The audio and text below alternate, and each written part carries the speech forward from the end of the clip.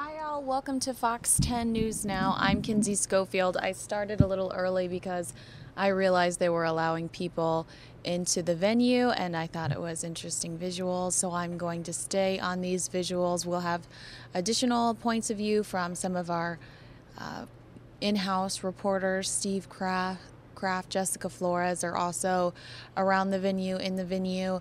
So take a look at the Phoenix Convention Center. This is people that there are over apparently 5,000 people signed up for tickets to this event. I've also heard as much as 7,500 people. I don't know which number is accurate, but these are current visuals inside. I know if you have been covering additional coverage of Trump, he was just in Vegas, just left Vegas, so it does appear that he's going to be a little late. I'm sure they didn't want these people to have to stand outside in the heat, though, so they were just allowed into the venue.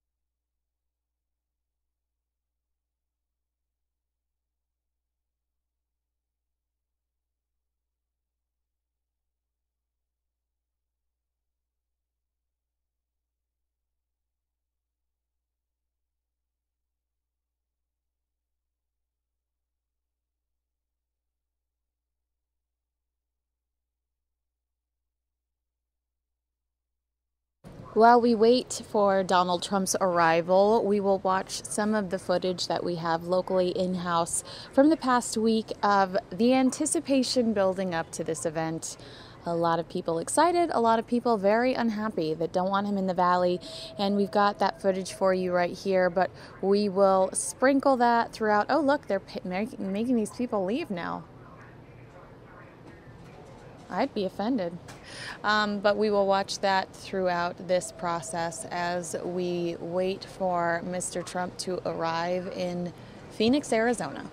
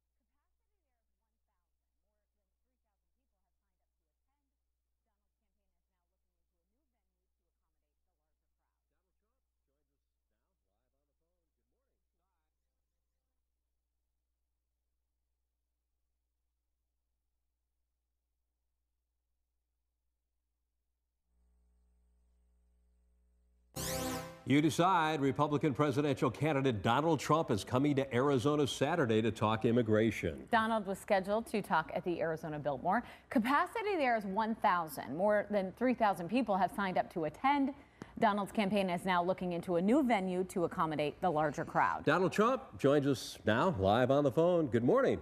Good morning. I hear they're being inundated, so they're looking for a larger site. So we can't tell you where it is now, but they're looking. Thousands of people want to come because the country is just being ripped off by illegal immigration. I mean, what's happening to us is we're like a bunch of very, very stupid people having to do with our leaders. And They need help. And so what happened is we were going to do a little event and we were going to have something, and now thousands and thousands of people want to be there. So that's my honor. I mean, we got to send a signal to these politicians. Okay, so let me ask you, Mr. Trump. Can I call you Mr. Trump or Donald? You can call me anything you want, including Donald. Okay, just don't call you late for supper, I guess. When your comments about the illegal immigrants that are coming over the border, and as you know, this is ground zero for illegal immigration. You don't really think they're all bad people, do you? No, and when you read my statement, you have to understand, this was my initial statement and when I announced that I was running for president. And as soon as I made that statement, people were giving me rave reviews, great speech, and that lasted for a week. A week later, people said, oh, well, wait a minute. And then they start cutting up sentences and everything else. What I'm saying is that the Mexican government is sending, and I've said this, it's so clear, because frankly, I'd love to apologize, but there's nothing to apologize for. The Mexican government is sending a lot of bad people. They're sending people that have records, people that are criminals, people that are involved with drugs, people that are involved with a lot of bad things. And they're sending them over. And we're taking them because we have stupid leadership. We have terrible leaders. So we're taking all of these bad dudes, and you saw it in San Francisco. This guy was sent back 5 times, and they keep pushing him back. That's what I'm saying. The Mexican people I love, the spirit of the Mexican people I love. Mm-hmm. You know, I employ many Mexican people. I've employed thousands and thousands over the years. I know them so well. They have unbelievable spirit. And they love me. And in fact, I say that I'll win the Latino vote. When I run, I will say that I will, because the facts will come out. But what happens is people take the statement and they take it in little pieces. Mm-hmm. What I'm saying is the Mexican government, if you study it and you look, the Mexican government is sending over people that have been big problems for them, criminals, drug dealers, etc. Now, doesn't it make sense for them to do that? They say, why should we? They're smart. Just like they're beating us on trade, just like they're beating us on the border. Mm-hmm. They're smart to do it because they say, why should we take care of these guys when we'll send them over to the United States and those stupid leaders in the United States will take care of them? Mm-hmm. So our prisons are loaded up. Our hospitals are loaded up. And we're not talking about wonderful people that come over to live and to make a living and to, the American dream.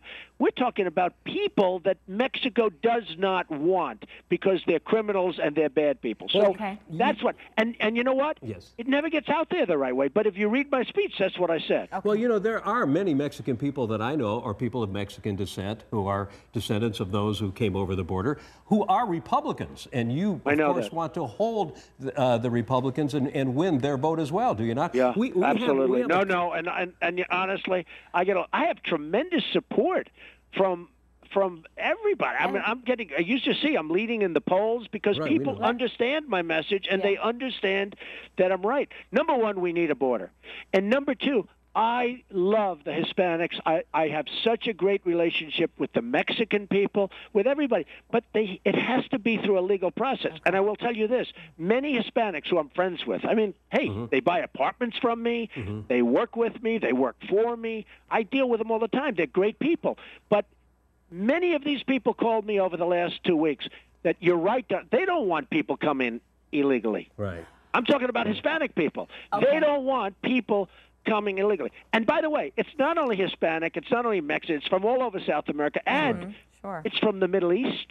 You have people coming in from the Middle East because that's the easiest point to come in from. And the Arizona-Mexico border is among the poorest border here in the Your States, as you probably know. Well, that's why they choose that one. So you have potentially terrorists coming in. You have people coming in that shouldn't be coming in. We wanted to ask our audience to ask questions. We obviously have gotten a slew of questions from our Facebook audience, people that support you and people that perhaps don't. But one question that we want to go ahead and get out there is somebody asked about jobs. What are you going to do to bring jobs back to Arizona? We've been hit hard with the recession. You've been killed with jobs. Yeah. And by the way, many of those jobs are in Mexico right now because Mexico has better negotiators than us and they have smarter leadership than us.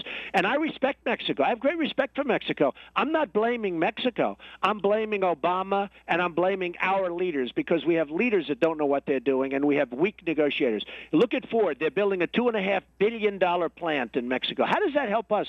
They're going to make cars and trucks and parts and send them right through the border, probably have illegals drive them through. Why not?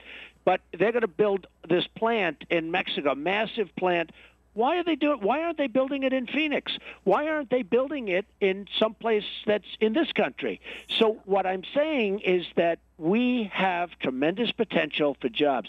I'll take them from Mexico. I'll take them from China. I'll take them from Japan. I'll take them from Vietnam. Right. Where that's the new thing, and people are going over to Vietnam like crazy. One of the reasons that China does so well with us is because they devalue their currency brilliantly, and we don't know what we're doing.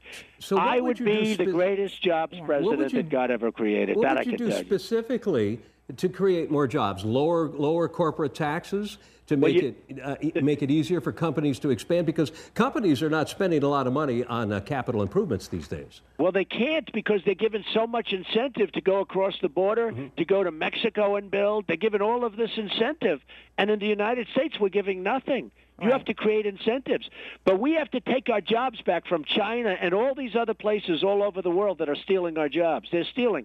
And it's sort of interesting when you say that you have people that are for me and people against. The only people against me are the people that haven't heard me speak, because it's hard to be against me. It's really hard. All I'm saying is make America great again. We need jobs. We have to bring our jobs back. Jobs. You know, when you hear about a 5.5% unemployment, that's not the rate. The rate's 20, 21, 22%. We do know that. Yeah. You know, and it's no doubt that people, though, want to hear you speak, because the numbers prove it, and people are waiting, thousands, to hear you speak on Saturday. Let me give one quick question. By the way, I love Arizona. I love it, but I love Phoenix. I've been there so many times. I have so many friends there, and I look forward to being there. I think it's going to be pretty wild. One quick question, though. You are in the top 2 or top 3 Republican candidates in the polls. You, Jeb Bush, and maybe Ben Carson.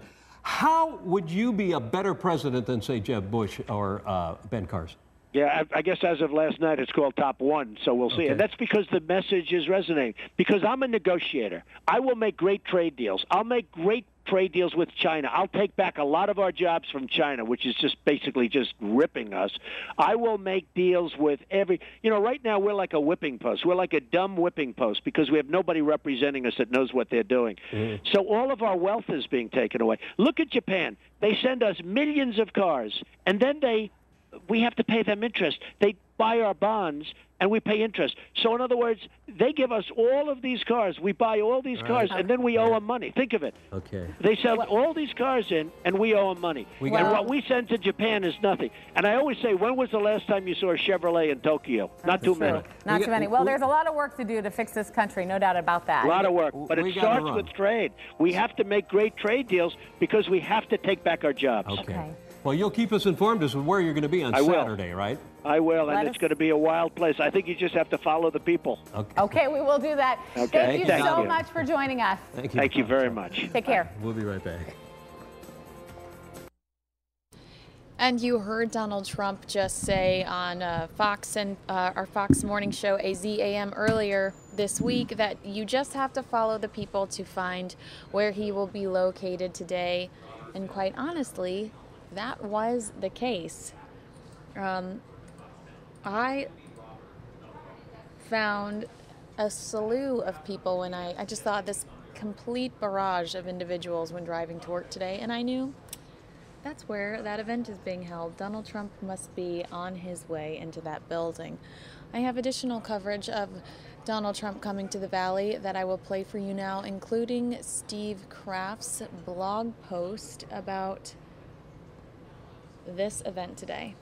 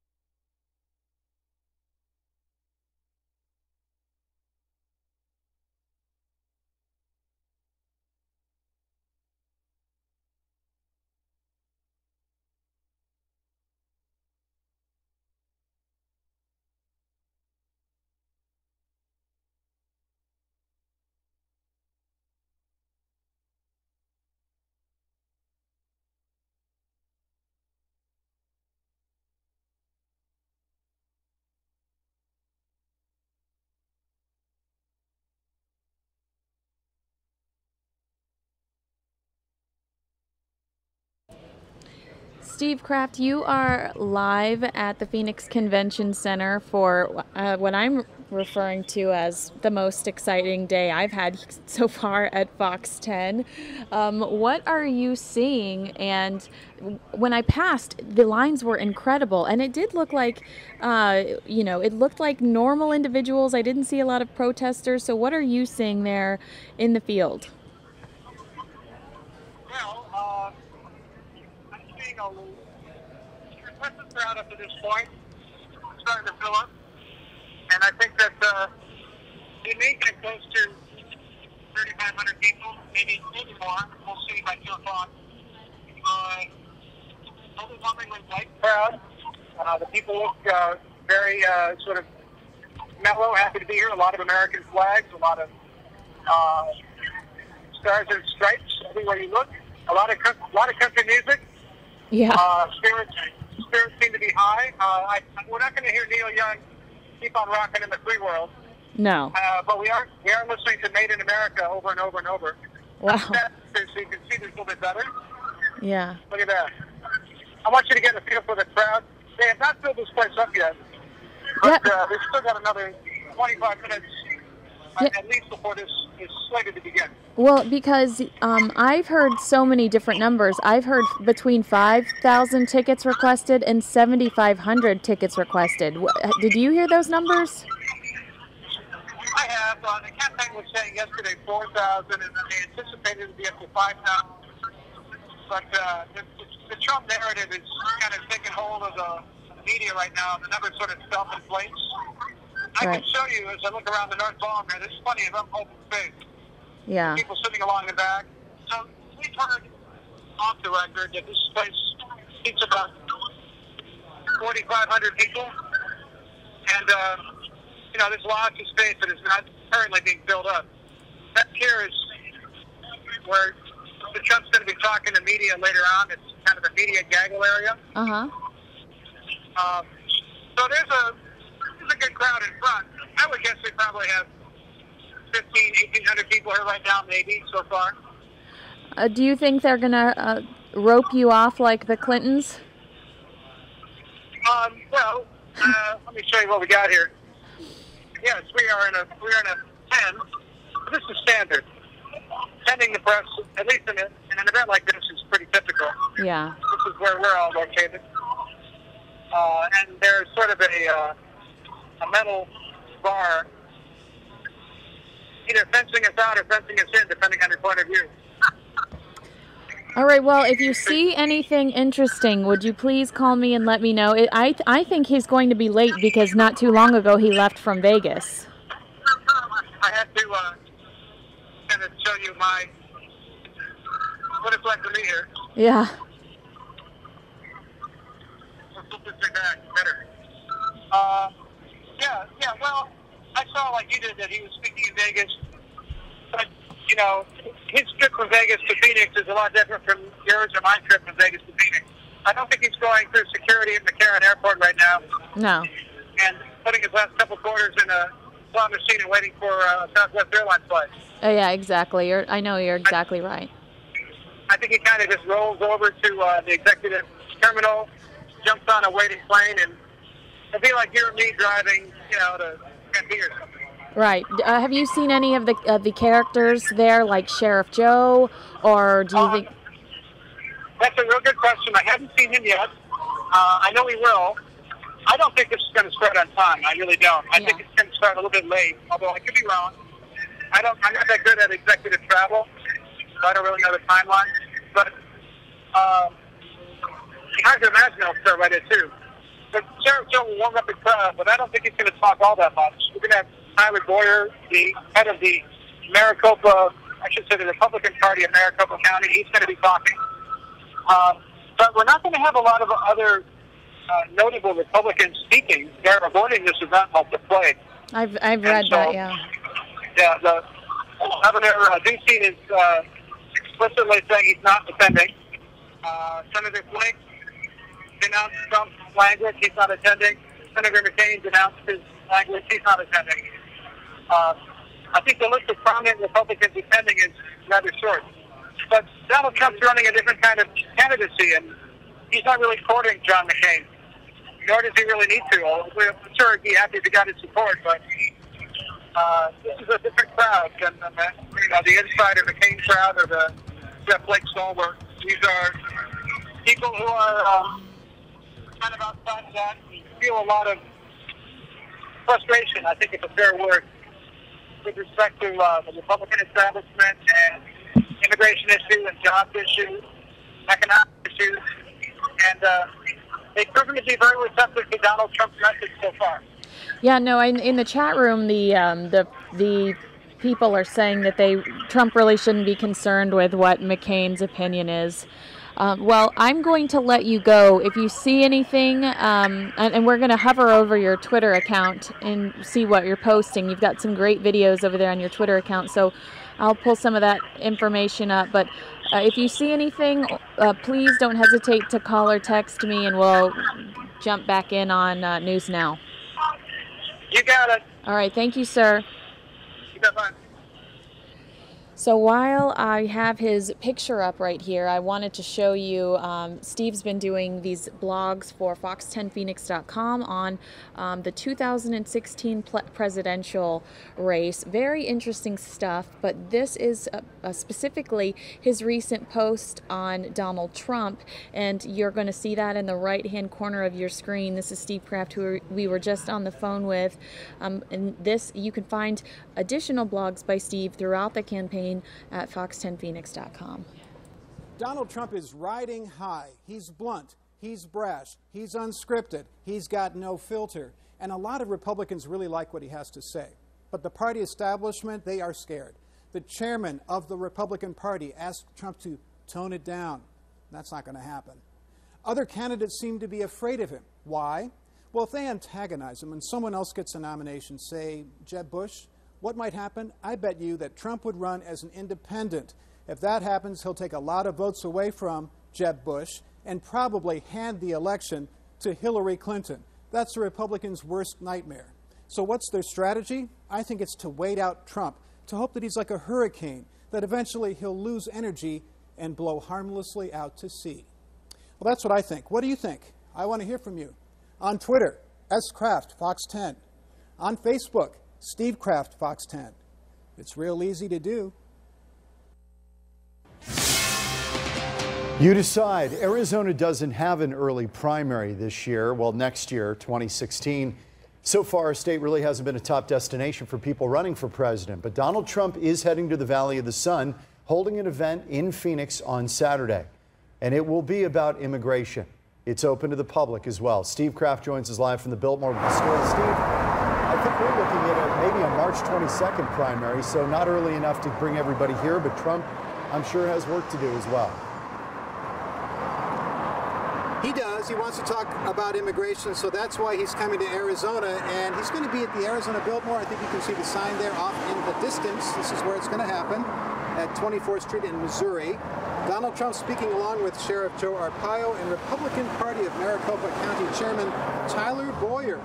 Let's look at some pictures now of the Donald. He has been outspoken, to say the least, since declaring for president. He said undocumented Mexican immigrants are criminals and rapists, and there are some good people, he supposes, who come across the border. He promised to build a fence the length of the border and get the Mexicans to pay for it. Critics immediately branded Trump a bigot, but the real estate mogul also saw an immediate bounce in his poll ratings. He has strong supporters who say Trump is giving voice to opinions a lot of people have but are afraid to share. In recent polls, Trump has vaulted into the top tier of candidates. Arizona, of course, a perfect backdrop to spotlight his position on immigration. Interestingly, though, one of the people saying very little about Trump and immigration is the guy who's going to appear on stage next to him, Sheriff Joe Arpaio. Here's what he had to say. I don't speak for him. He has freedom of First Amendment rights to speak out. But he made some comments because he's frustrated on the situation at the border. So he speaks for himself. I'm not running for president. He is. Okay, well, Mr. Trump's event on Saturday is open to the public. It's going to take place at 2 o'clock right behind me, the Arizona Biltmore Ballroom. Reporting live, Steve Kraft, Fox 10 News. Thanks, Steve. Another Carlos Delgado says since he arrived in Arizona from Mexico 4 years ago, he starts every day ready and waiting for work. I spend 8 hours a day in the sun, sometimes 10 hours working all day. And it was a day much like today trying to earn money for his family when he heard Donald Trump's controversial comments about Mexican immigrants. They're bringing drugs, they're bringing crime, they're rapists. I asked Delgado what he thinks about the comments. ¿Y qué piensa sobre eso? I think he has a wrong opinion because us immigrants come here to work, not to be a burden on this country. Luis Cortez says he too came from Mexico for work. He's been running a landscaping company in Phoenix for 25 years. He starts his day at 5 a.m., 6 days a week. Trump's statements, for him, barely an afterthought. I don't know who is that guy. I don't have time to look TV, so I work every day, and I come to my house tired. A life of crime, these men say, is the last thing they want. A better future, they all say, the only reason they came. I asked Delgado if he has a message for Trump. I would like if he gave an apology or retract what he said and looked more into our lives so he could change his opinion.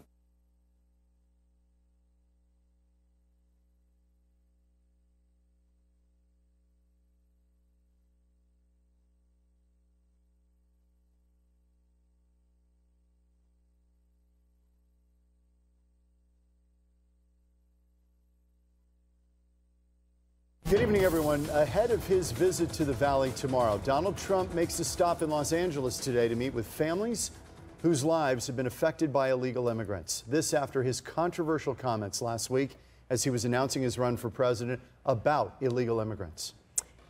Crews at the Phoenix Convention Center continuing to prepare for Trump's visit tomorrow.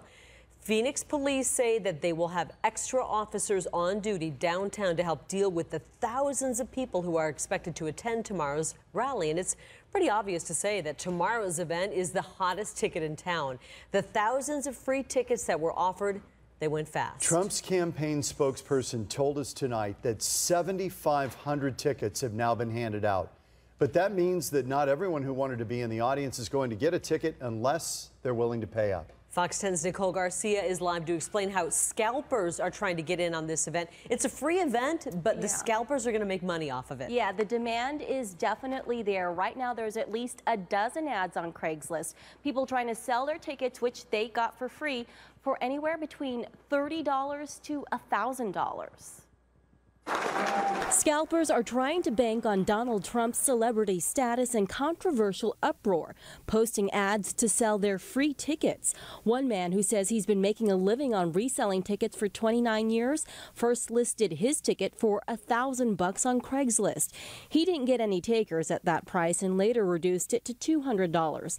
He tells Fox 10 he's confident someone will eventually pay him for the ticket, and he knows several people who snatched up the free tickets with the sole intent to sell them. I think it's pretty cool. He's always been one of my favorite people since Celebrity Apprentice. This Trump fan says she's willing to shell out some cash to go to Saturday's event. 30, 40 bucks?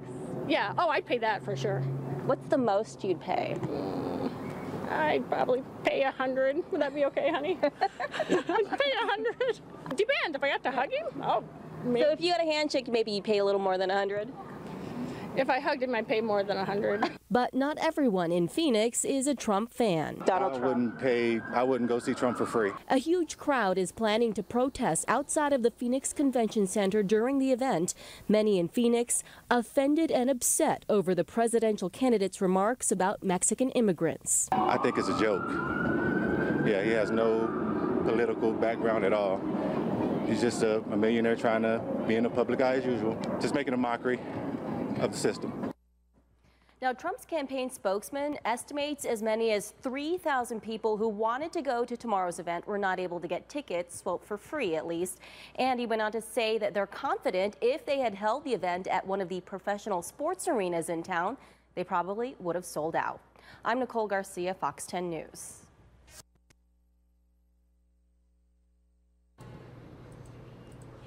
And earlier you saw John Hook discussing that event in Los Angeles where Donald Trump had victims of that had been affected by illegal immigration, children murdered, multiple children murdered, family members murdered by people that were here illegally. And we have bits and pieces of that speech, so I'm going to play some of that for you now. It's heartbreaking. They're very heartbreaking stories, and you can't help but feel for some of these individuals that are about to speak. This was in Los Angeles last night. And we better get smart in the United States. So we're housing people from all over the world that other countries don't want. They're sending criminals to us, and we're putting those criminals in jail, oftentimes after they've killed somebody or hurt somebody. And whether it's Mexico or other countries, they look at it very differently and very intelligently. Why should we pay for somebody in jail for 25, 30, or 40 years when the United States, with very, very stupid leaders and representatives, will take care of the situation?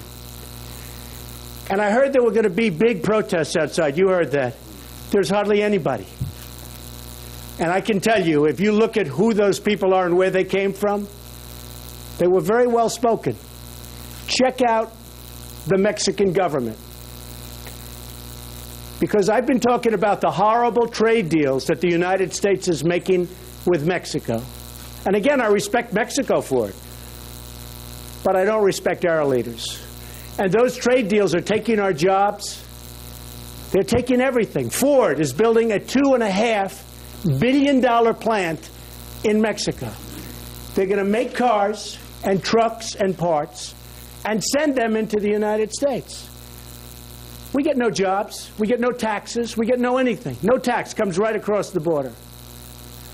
And I'm telling you that Mexico is more concerned about my talk on trade than my talk on illegal aliens or immigrants, believe me. Because now Mexico is having a hard time making deals because they're saying, oh, Trump has brought this to light. So I have brought the immigration problem to light, especially concerning the illegal aliens and the illegal immigrants. But I've also brought trade to light because we are losing billions and billions and hundreds of billions of dollars with China and Japan and Mexico and every single country that we deal with. We don't make good deals anymore in the United States. So I'm going to ask a few of the folks to just say a couple of words. This great gentleman, I saw him on television the other day. I never saw him before. And he was talking about me. I said, what's he talking about me? What did I do now? I thought you were going to be critical of me. Everybody's critical of me. And he said that Donald Trump is the only one that speaks up about the illegal immigrant problem. The only one. And I said, what's he talking about? And then he told the story of how his son, who's this incredible young guy, who's going to get a scholarship to college and a great potential quarterback, great athlete, was shot from nowhere by an illegal who shouldn't have been in the country. And nobody wants to talk about it. So what I do is maybe we can start right here. And we'll just go down the line very quickly and we'll talk about it and get it out of your system. Because the system is really screwed up. Okay? Go ahead. Yeah, come to the mic. It's easier. Perfect. Yeah, my name is Don Rosenberg. It's D-O-N-R-O-S-E-N-B-E-R-G. My son Drew was 25 years old at the time. He was a law student in San Francisco. He was coming home from school one night when Roberto Gallo, an illegal alien from Honduras, tried to make a last-second left-hand turn, and the two collided. They were going very slowly. Had Gallo stopped, I wouldn't be here today because my son would have just been bruised. Instead, he accelerated, driving over my son's body. My son's helmet had come off, wedged under his tire, so he couldn't go forward. He backed up, driving over his body a second time, and then went forward a third time, trying to flee. And a man, very brave man, had stepped in front of the car, and he stopped, and his tire was on my son's abdomen, and 5 men had to lift it off. We were told he was in the country legally, which was not really true.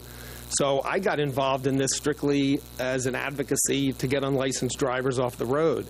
The more research I did, the more I found out what a problem it was with people in the country illegally. And as I started to testify, Sacramento, Los Angeles Police Commission, all I was hearing was, well, you know, these people work, they contribute, they have to take their kids to school. Like that was a reason that it was okay that they killed people.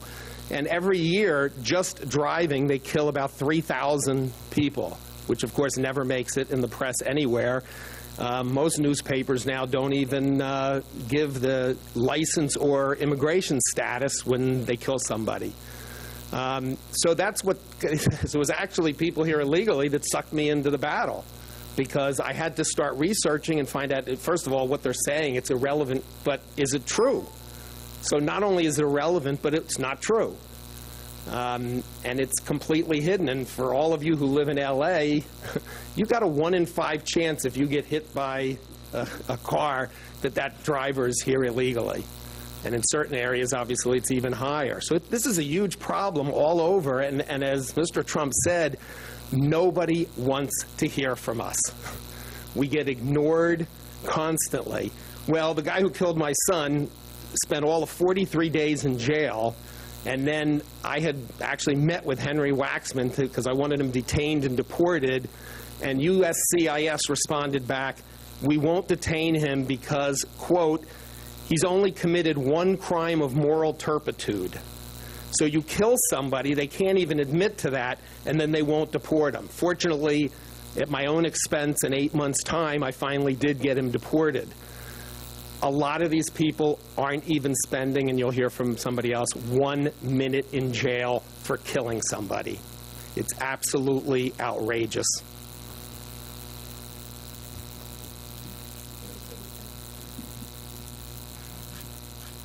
One of the things that we spoke about inside, which I found amazing, I said, well, time will help and time will heal. And the statement was, it has not. That's about 5 years now, right? Yeah. And he said, maybe it's 97 or 98% as opposed to 100%. But essentially, time will never heal. And it's been the same for your wife, right? Yeah, you get reminded every single day, whether it's a song on the radio, a TV show, you drive by someplace where your kids were playing growing up, you can't avoid it. I couldn't even avoid it. I just spent 2 weeks in the Arctic Circle with no internet service, no phone service, and what do I get? I hear about hate. You can't get away from it, ever. I found that to be amazing, the statement. He said 97%, 98%. Go ahead,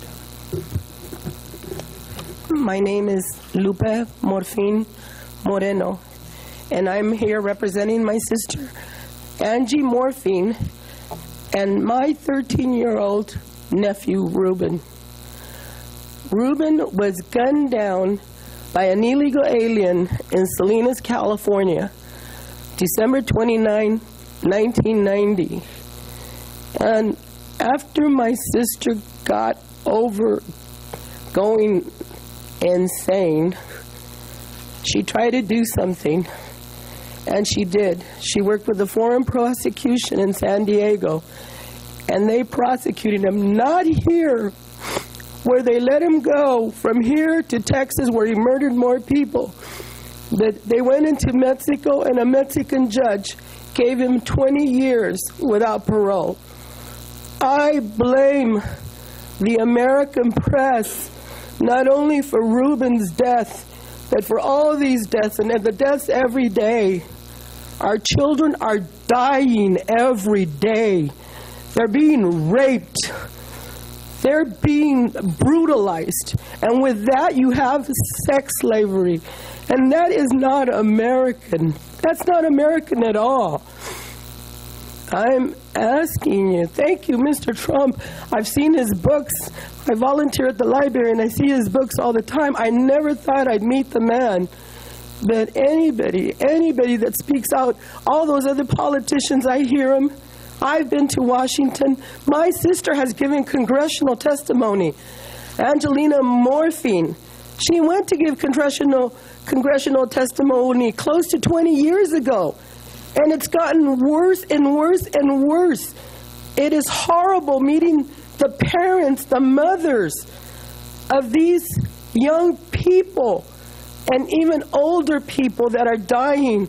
It's in our newspapers, and they sneak it in little things. Somebody got killed, somebody got murdered, but they never tell you what nationality they are. Most of them are Mexican. Most of them are Mexican. Shame on all of you. Shame on your supervisors. Shame on your bosses. This is not comfortable for us. My sister, like Dawn, lives every day with this nightmare. It will not go away. It will not go away. She will live with it until the day she dies. She grieves every day. So don't tell me that you guys are helping. You're not helping, and all those other candidates aren't helping either. I wish they had the cojones of our forefathers. Our forefathers, the greatest generation that came before us. We're letting these people down. What is the matter with you? We have a responsibility. Good afternoon, Maricopa County. May we bow our heads in prayer. Our Father which art in heaven. We got somebody else over there already praying. Make a joyful noise unto the Lord, all ye lands. Serve the Lord with presence. Come before his presence with singing and thanksgiving. Let us come together here today with thanksgiving and praising. We ask the Almighty to continue to bless each of us individually and collectively. We ask that he bless this event, bless the thousands of people who have assembled here this afternoon. We ask that you bless our leaders, whoever they are, wherever they are. We ask that you bless our speaker today when he comes forward, and let each of us greet him as we do in Maricopa County. We also ask a special blessing, I have to say this, to our great sheriff who will be participating as well. We ask blessings, blessings, blessings, blessings, blessings. Then we ask blessings upon this great state of Arizona, the great county of Maricopa. We ask that you watch over the Republicans, take care of them, our young leader, and everybody else here in this great county of Maricopa County, Arizona. We ask that you bless all our elected and appointed officials who are assembled here. Watch over them, take care of them, let them run, do an outstanding job, and let each of us run on until victory is won. Let us just stand tall, pray in season and out of season, for God will make a way. We ask that each of us, as we are assembled here this afternoon, will respect Mr. Trump and all that he's doing. Let us all just stand tall, because we are Republicans. We are one. Let us just stand together. Let us pray together. Let us do it together. For if we do it together, we know that everything is going to be all right. And come next year, 16, we will see nothing but what? Victory, victory, victory, victory. I feel it in my bones. I see victory. So let each of us just stand tall for victory at all times. Let us as Republicans stand tall so that when that great day comes, somebody's going to ask us, how did we do it? We're going to say through many dangers, stars, and snares, I have already come because grace has brought me safe thus far, and grace will lead me on. Then we're going to say, how many of you, how do you feel now? We're going to say we feel all right. We're shining light. We're shining right here in Maricopa County, Arizona. God bless you. God bless America. God bless Arizona. God bless this great state of Arizona. God bless the United States of America. And let us walk together, shout together, and pray together. This is my prayer. Amen.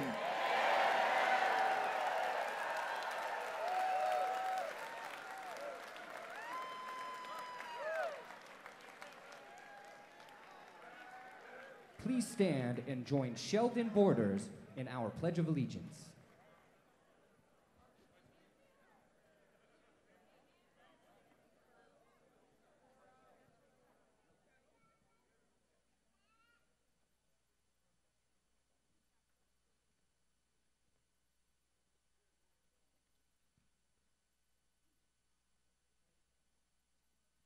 Hand over your hearts. I pledge allegiance to the flag.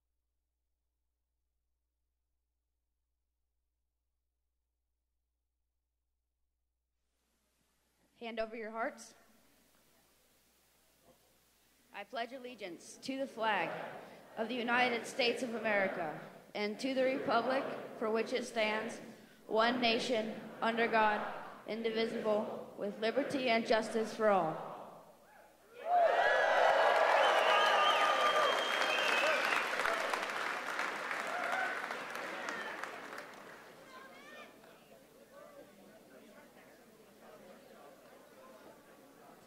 Singing our national anthem, Joanne Jolie.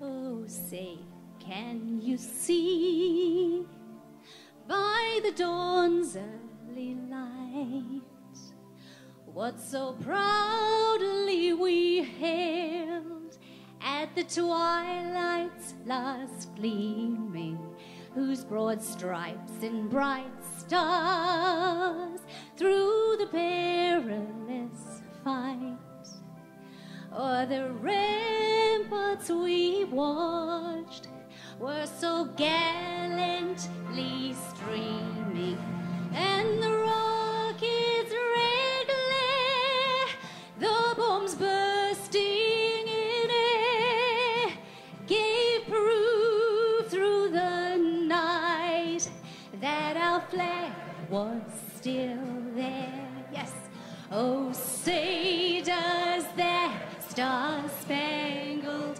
banner yet wave o'er the land of the free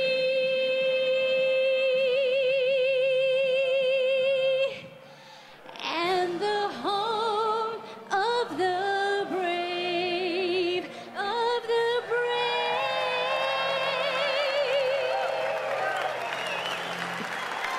God bless America. Please welcome Tyler Boyer.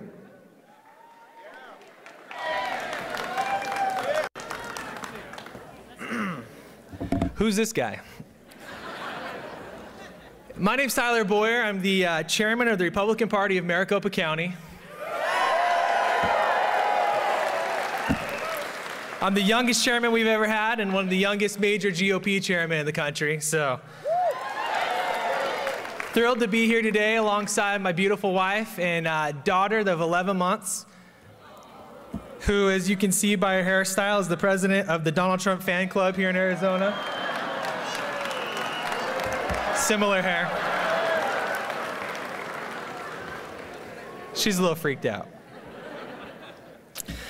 I just want to take a moment to share with you a little bit about the Republican Party and who we are. The Republican Party of Maricopa County in the Phoenix metro area is one of the largest Republican committees in the country. We have over 3,000 elected and appointed representatives that are called precinct committeemen, who are officially the representatives in every neighborhood across all of Maricopa County. If you're a precinct committeeman, just raise your hand. Got a number? Give them a round of applause. These guys are good workers. Thank you. Those of you who are not involved with the party, we invite you to become an official member of the party. And you can do so by reaching out to one of these great individuals or visiting MaricopaCountyGOP.com. Our grassroots activists and precinct committeemen are proud to represent policies passed by the voters that keep our community safe. Just a few years ago in 2006, you may remember that the voters of Arizona overwhelmingly passed 4 Republican-supported ballot initiatives that eliminated incentives for folks to come to our country illegally and break the law. 2010, with 73% of the public's approval, SB 1070 offered law enforcement the ability to assist and uphold federal law. Thanks to those efforts, property crime, automotive theft, and homicide statistics were all slashed in half. And facts are stubborn things. Meanwhile, we have policies enacted by the Maricopa County Sheriff's Department to help enforce those laws and crack down on crime. Some of those initiatives you may have heard of, like the nation's largest volunteer posse system, saving millions of taxpayer dollars every day. You may have also heard of a little thing called Tent City, developed by the Sheriff's Department in 1993 as a low-cost alternative to house lawbreakers and as a further disincentive to participate in criminal activity. There are many more examples, but I'm proud to present to you the greatest lawman on earth.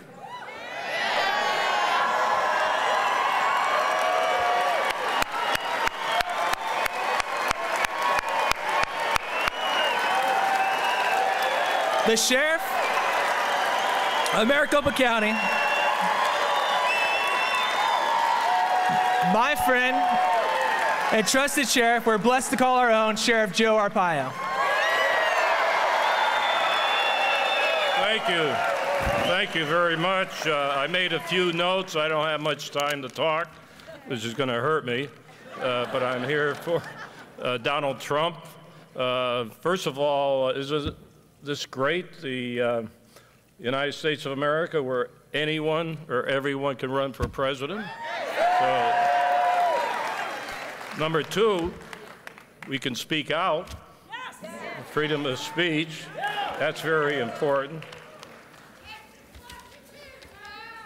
You know, I thought that Donald would be on the stage, but I'll make believe he's here because I was going to look at him.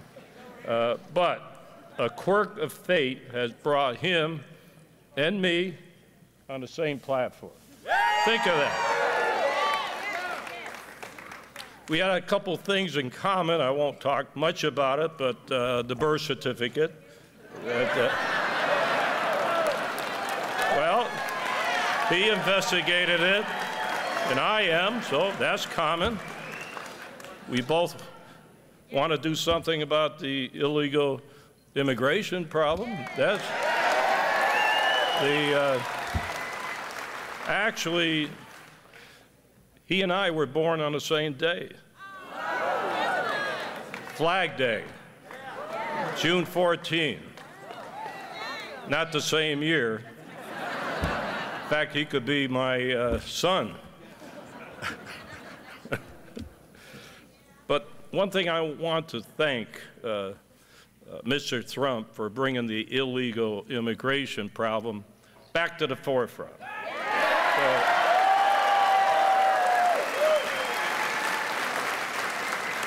I'm not going to criticize politicians, that's not my style, but it seems every time there's an election, everybody talks about doing something, but I never see any new laws, never see any changes. It's always business as usual, unfortunately. You know, I was the regional director, not many people know this, for the U.S. Drug Enforcement Administration in Mexico City. And I dealt with the Mexican officials, with the Mexican people. They're all good people. On the other hand, if you violate the law, whether it's the United States of America, Mexico, or anywhere else, you should be held accountable. It's very simple.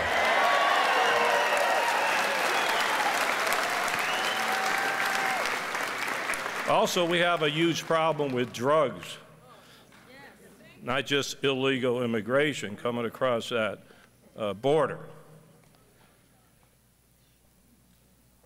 This is interesting, and I get a little frustrated because I can't seem to get this message out, what I'm going to tell you. and very significant. We have about 8,500 people in the jails that I run. Did a survey in the last several months to see how many that are in our jail system that we turn over to ICE, Homeland Security. They keep coming back. 38% have to keep coming back for all different types of crime. I got guys coming back 17, 18 times. Think of that. We had 2 deputy sheriffs killed in California. That guy was in my jails years ago, 4 times. We had a convenience store clerk killed. You heard about that. That guy was in the jails. So what's going on here?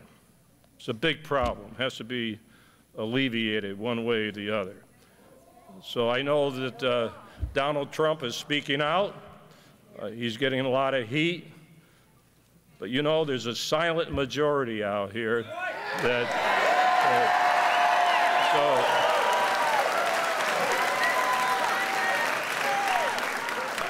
and I don't want to get personal, but that's been my secret weapon since 1993. You go to the people. They're the ones that you work for. So I was going to tell Donald, I'll see him, I'll tell him. I'm a big fan of Frank Sinatra. There's a song, my favorite song. Oh, thank you. My Way. There's a part of that song that I love, and that personifies Mr. Trump. What it says, I will take the blows and do it my way. Remember that. And I know one thing, one trait that he has. He will never surrender. So I want to welcome him here. Thank you all for coming. And if everybody's taking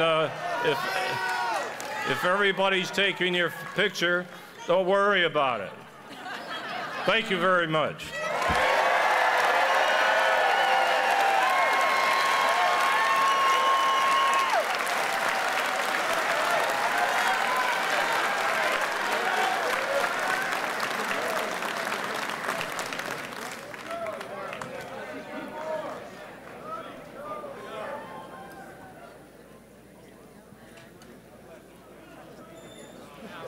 Ladies and gentlemen, please welcome Marianne Mendoza.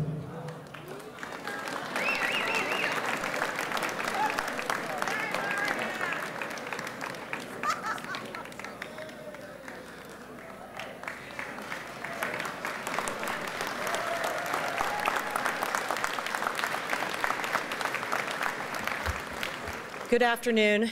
I'm Marianne Mendoza, and I'd like to tell you my story. The very core of my being has been shattered by an illegal criminal that was allowed to stay in our country and continue to commit illegal acts. My son, Brandon Mendoza, will never again be able to hug me or show up at my house during shift for a quick bite to eat. He will never celebrate another birthday or Christmas. I will never hear his voice say, I love you, Mom. He won't be here to see his nieces and nephews who love him dearly grow up. Sergeant Brandon Mendoza will never be able to help the children who looked up to him in his patrol area. The park he dedicated his work to is now left to someone else. The personal commitment he made to those children in the park area is worthless. Why? Because an illegal criminal was allowed to stay in our country after committing crimes in Colorado years ago. The court showed him leniency that they would not show you or I. He had no driver's license and ended up getting 3 times the legal limit drunk and was high on meth and drove the wrong way for over 35 miles on 4 different freeways in Phoenix on May 12, 2014, and smashed head-on into my son's car and killed him 10 minutes after he left work. His job that he had just spent 10 hours on that day, protecting all of us, upholding the laws of this state and the city of Mesa. There are federally appointed judges who feel that illegal aliens deserve constitutional rights. There are federal judges who sit in courtrooms and rewrite the laws, showing illegal criminals that they will be allowed to stay here and be released and given the opportunity to commit even more crimes. There are federally appointed judges who feel that illegal aliens should become a protected class under our civil rights. 75% of the most wanted criminals in Phoenix are illegal aliens. 40% of the population in our jails and prisons are illegal criminals. If you are not an illegal alien in this country, being a drug dealer or a rapist or a murderer, why do statements about them being in our country offend you? You are living in the United States, and you should be happy someone is willing to state the truth.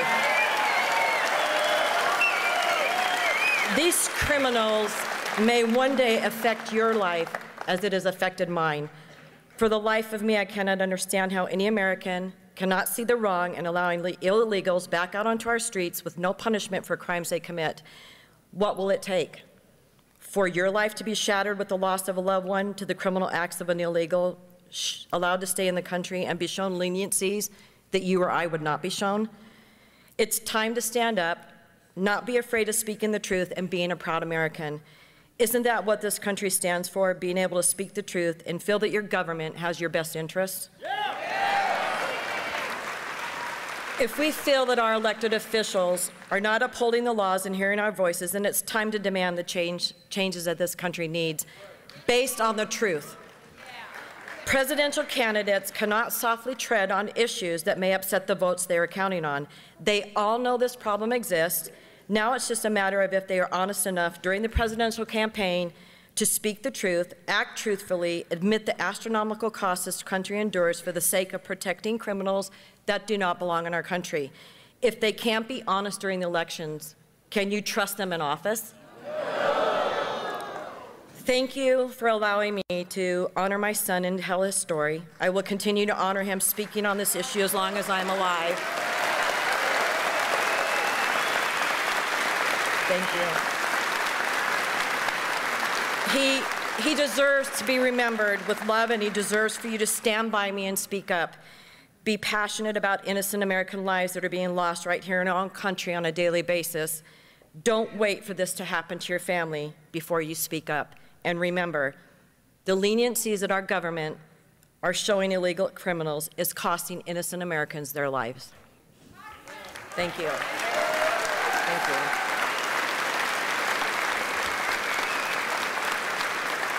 Donald Trump is on his way, and he will be here shortly. And in the meantime, they want you to enjoy this music that they're going to play for you. But thank you for being allowed to talk to you all. Thank you.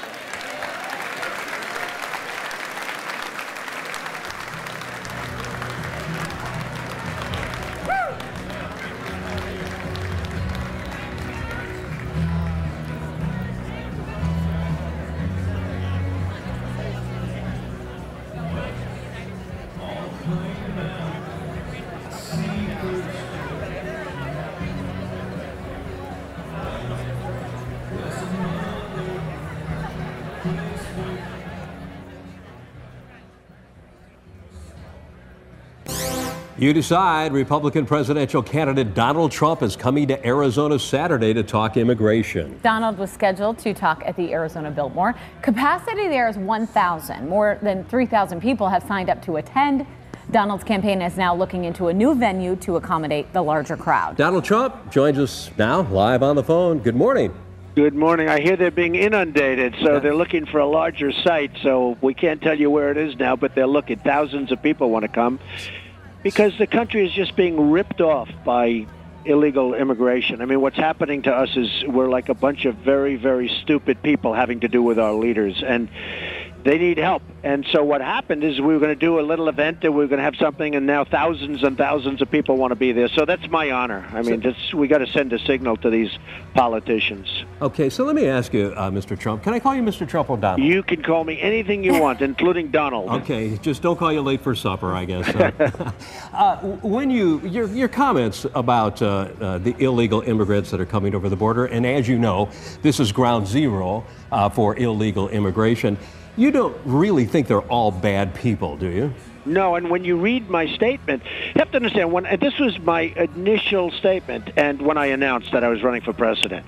And as soon as I made that statement, people were giving me rave reviews, great speech, and that lasted for a week. A week later, people said, oh, well, wait a minute. And then they start cutting up sentences and everything else. What I'm saying is that the Mexican government is sending, and I've said this, it's so clear, because frankly, I'd love to apologize, but there's nothing to apologize for. The Mexican government is sending a lot of bad people. They're sending people that have records, people that are criminals, people that are involved with drugs, people that are involved with a lot of bad things. And they're sending them over. And we're taking them because we have stupid leadership. We have terrible leaders. So we're taking all of these bad dudes, and you saw it in San Francisco. This guy was sent back 5 times, and they keep pushing him back. That's what I'm saying. The Mexican people I love, the spirit of the Mexican people I love. Mm-hmm. You know, I employ many Mexican people. I've employed thousands and thousands over the years. I know them so well. They have unbelievable spirit. I have and they love me. And in fact, I say that I'll win the Latino vote. When I run, I will say that I will, because the facts will come out. But what happens is people take the statement and they take it in little pieces. Mm-hmm. What I'm saying is the Mexican government, if you study it and you look, the Mexican government is sending over people that have been big problems for them, criminals, drug dealers, etc. Now, doesn't it make sense for them to do that? They say, why should we? They're smart. Just like they're beating us on trade, just like they're beating us on the border, they're smart to do it because they say, why should we take care of these guys when we'll send them over to the United States and those stupid leaders in the United States will take care of them? So our prisons are loaded up, our hospitals are loaded up, and we're not talking about wonderful people that come over to live and to make a living and to, the American dream. We're talking about people that Mexico does not want because they're criminals and they're bad people. So that's what, and you know what? Yes. It never gets out there the right way, but if you read my speech, that's what I said. Okay. Well, there are many Mexican people that I know are people of Mexican descent who are descendants of those who came over the border, who are Republicans. And you, of course, want to hold the Republicans and win their vote as well, do you not? Yeah, absolutely. And honestly, I have tremendous support from everybody. I mean, I used to see I'm leading in the polls because people understand my message and they understand that I'm right. Number one, we need a border. And number two, I love the Hispanics. I have such a great relationship with the Mexican people, with everybody. But it has to be through a legal process. And I will tell you this, many Hispanics who I'm friends with, I mean, hey, they buy apartments from me, they work with me, they work for me. I deal with them all the time. They're great people. But many of these people called me over the last 2 weeks that you're right, they don't want people coming illegally. Right. I'm talking about Hispanic people. Okay. They don't want people coming illegally. And by the way, it's not only Hispanic, it's not only Mexican, it's from all over South America, and it's from the Middle East. You have people coming in from the Middle East because that's the easiest point to come in from. And the Arizona-Mexico border is among the poorest border here in the United States, as you probably know. Well, that's why they choose that one. So you have potentially terrorists coming in. You have people coming in that shouldn't be coming in. We wanted to ask our audience to ask questions. We obviously have gotten a slew of questions from our Facebook audience, people that support you and people that perhaps don't. But one question that we want to go ahead and get out there is somebody asked about jobs. What are you going to do to bring jobs back to Arizona? We've been hit hard with the recession. You've been killed with jobs. And by the way, many of those jobs are in Mexico right now because Mexico has better negotiators than us and they have smarter leadership than us. And I respect Mexico. I have great respect for Mexico. I'm not blaming Mexico. I'm blaming Obama and I'm blaming our leaders because we have leaders that don't know what they're doing and we have weak negotiators. Look at Ford. They're building a $2.5 billion plant in Mexico. How does that help us? They're going to make cars and trucks and parts and send them right through the border, probably have illegals drive them through. Why not? But they're going to build this plant in Mexico, massive plant. Why aren't they building it in Phoenix? Why aren't they building it in some place that's in this country? So what I'm saying is that we have tremendous potential for jobs. I'll take them from Mexico. I'll take them from China. I'll take them from Japan. I'll take them from Vietnam, where that's the new thing, and people are going over to Vietnam like crazy. One of the reasons that China does so well with us is because they devalue their currency brilliantly, and we don't know what we're doing. So I would be the greatest jobs president that God ever created. What that would I you could do tell you. specifically to create more jobs? Lower corporate taxes to make it easier for companies to expand, because companies are not spending a lot of money on capital improvements these days. Well, they can't, because they're given so much incentive to go across the border, to go to Mexico and build. They're given all of this incentive. And in the United States, we're giving nothing. You have to create incentives. But we have to take our jobs back from China and all these other places all over the world that are stealing our jobs. They're stealing. And it's sort of interesting when you say that you have people that are for me and people against. The only people against me are the people that haven't heard me speak, because it's hard to be against me. It's really hard. All I'm saying is make America great again. We need jobs. We have to bring our jobs back. You know, when you hear about a 5.5% unemployment, that's not the rate. The rate's 20, 21, 22%. We do know that, You know, and it's no doubt that people, though, want to hear you speak, because the numbers prove it, and people are waiting, thousands, to hear you speak on Saturday. Well, I look forward. By the way, I love Arizona. I love it, but I love Phoenix. I've been there so many times. I have so many friends there, and I look forward to being there. I think it's going to be pretty wild. One quick question, though. You know, you are in the top 2 or top 3 Republican candidates in the polls. You, Jeb Bush, and maybe Ben Carson. How would you be a better president than, say, Jeb Bush or Ben Carson? Yeah, I guess as of last night, it's called top 1, so we'll see. And that's because the message is resonating. Because I'm a negotiator. I will make great trade deals. I'll make great trade deals with China. I'll take back a lot of our jobs from China, which is just basically just ripping us. I will make deals with right now we're like a whipping post. We're like a dumb whipping post, because we have nobody representing us that knows what they're doing. So all of our wealth is being taken away. Look at Japan. They send us millions of cars, and then we have to pay them interest. They buy our bonds, and we pay interest. So in other words, they give us all of these cars. We buy all these cars, and then we owe them money. Think of it. Okay. They sell all these cars in, and we owe them money. And what we send to Japan is nothing. And I always say, when was the last time you saw a Chevrolet in Tokyo? Not too many. Not too many. Well, there's a lot of work to do to fix this country, no doubt about that. A lot of work, but it starts with trade. We have to make great trade deals, because we have to take back our jobs. Okay. Well, you'll keep us informed as to where you're going to be on Saturday, right? I will, and it's going to be a wild place. I think you just have to follow the people. Okay, we will do that. Okay. Thank you so much for joining us. Thank you very much. Take care. We'll be right back.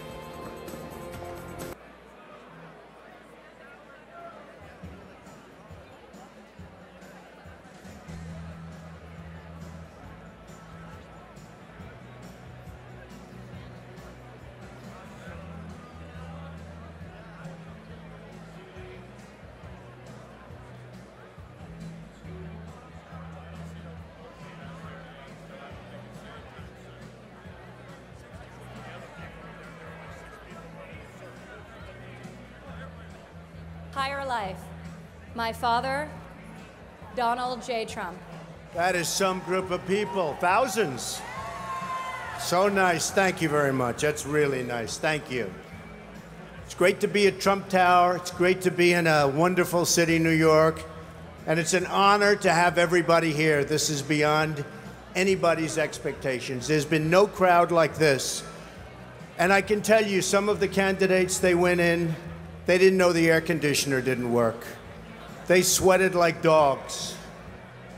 They didn't know the room was too big because they didn't have anybody there. How are they going to beat ISIS? I don't think it's going to happen. Our country is in serious trouble. We don't have victories anymore. We used to have victories, but we don't have them. When was the last time anybody saw us beating, let's say, China in a trade deal? They kill us. I beat China all the time. All the time.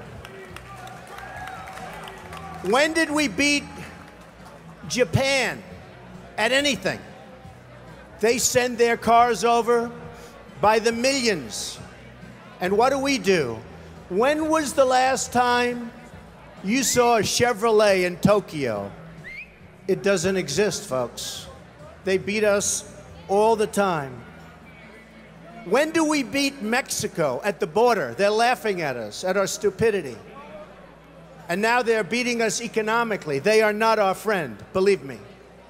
But they're killing us economically. The U.S. has become a dumping ground for everybody else's problems. Thank you. It's true. And these are the best and the finest. When Mexico sends its people, they're not sending their best. They're not sending you. They're not sending you. They're sending people that have lots of problems, and they're bringing those problems with us. They're bringing drugs, they're bringing crime, they're rapists, and some, I assume, are good people. But I speak to border guards, and they tell us what we're getting. And it only makes common sense. It only makes common sense. They're sending us not the right people. It's coming from more than Mexico. It's coming from all over South and Latin America, and it's coming probably from the Middle East. But we don't know, because we have no protection, and we have no competence. We don't know what's happening. And it's got to stop. And it's got to stop fast.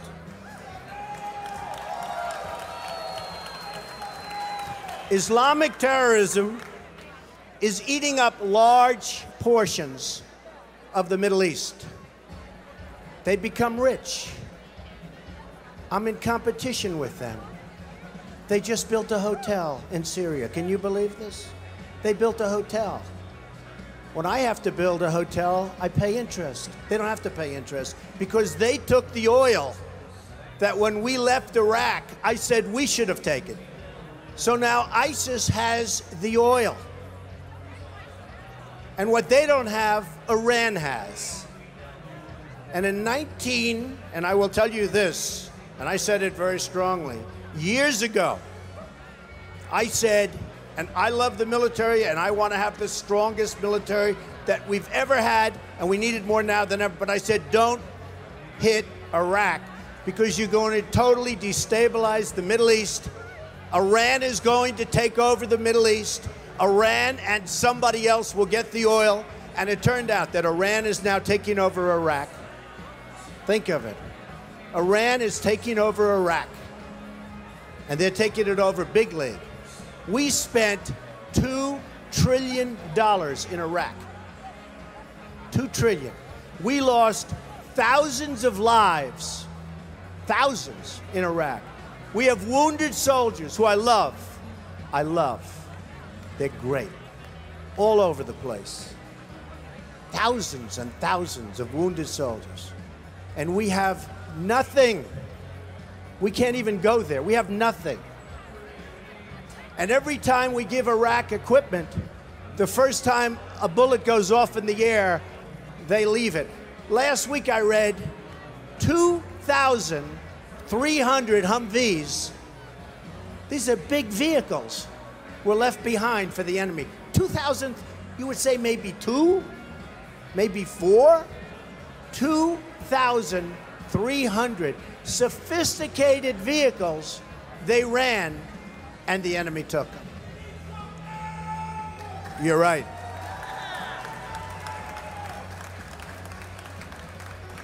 Last quarter, it was just announced, our gross domestic product, a sign of strength, right? But not for us. It was below zero. Who ever heard of this? It's never below zero. Our labor participation rate was the worst since 1978. But think of it, GDP below zero. Horrible labor participation rate. And our real unemployment is anywhere from 18 to 20%. Don't believe the 5.6. Don't believe it. That's right, a lot of people up there can't get jobs. They can't get jobs because there are no jobs, because China has our jobs and Mexico has our jobs. They all have our jobs. But the real number is anywhere from 18 to 19 and maybe even 21%. And nobody talks about it because it's a statistic that's full of nonsense.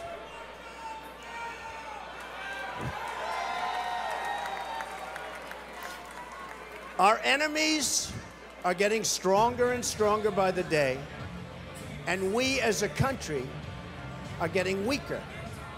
Even our nuclear arsenal doesn't work. It came out recently. They have equipment that's 30 years old. They don't even know if it worked.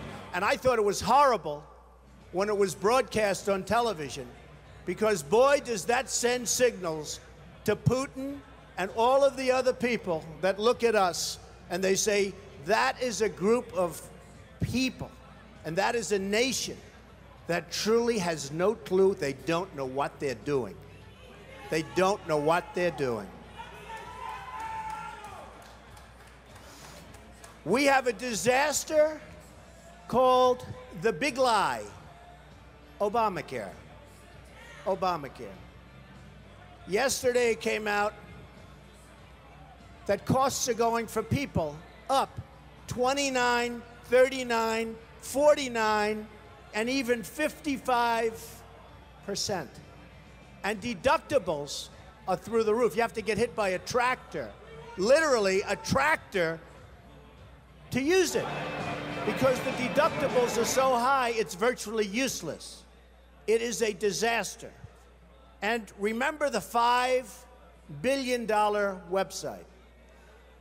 $5 billion we spent on a website. And to this day, it doesn't work. A $5 billion website. I have so many websites. I have them all over the place. I hire people. They do a website. It costs me $3. $5 billion website.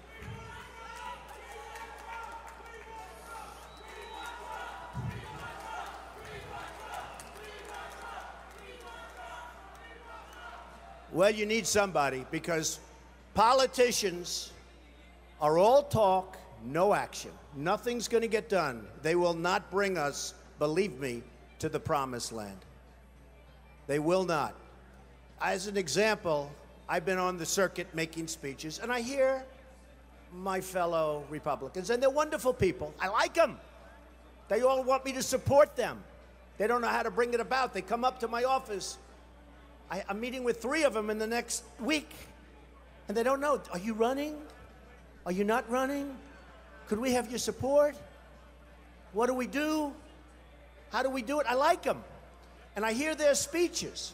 And they don't talk jobs, and they don't talk China. When was the last time you heard China's killing us? They're devaluing their currency to a level that you wouldn't believe. It makes it impossible for our companies to compete. Impossible. They're killing us. But you don't hear that from anybody else. You don't hear it from anybody else. And I watch the speeches. Thank you. I watch the speeches of these people, and they say, the sun will rise, the moon will set, all sorts of wonderful things will happen over. And people are saying, what's going on? I just want a job. Just get me a job. I don't need the rhetoric. I want a job. And that's what's happening. And it's going to get worse, because remember, Obamacare really kicks in 2016. Obama is going to be out playing golf. He might even be on one of my courses. I would invite him. I actually would say. I have the best courses in the world, so I'd say, you know what, if he wants to, I have one right next to the White House, right on the Potomac. If he'd like to play, that's fine. In fact, I'd love him to leave early and play. That would be a very good thing. But Obamacare kicks in 2016. Really big league. It is going to be amazingly destructive. Doctors are quitting. I have a friend who's a doctor, and he said to me the other day, Donald, I never saw anything like it. I have more accountants than I have nurses. It's a disaster. My patients are beside themselves. They had a plan that was good. They have no plan now. We have to repeal Obamacare, and it can be replaced. And it can be replaced with something much better for everybody. Let it be for everybody, but much better and much less expensive for people and for the government. And we can do it.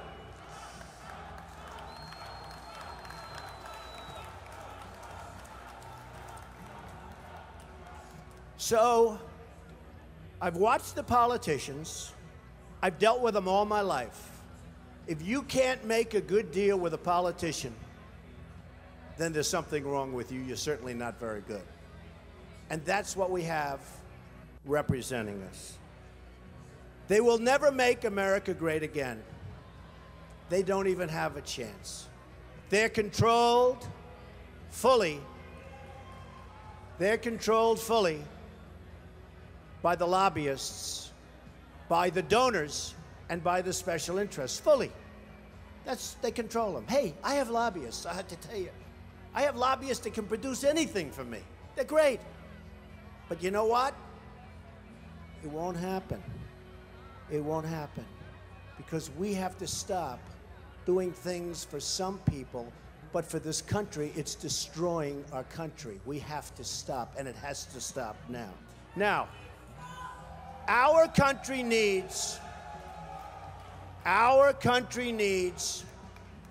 a truly great leader. And we need a truly great leader now.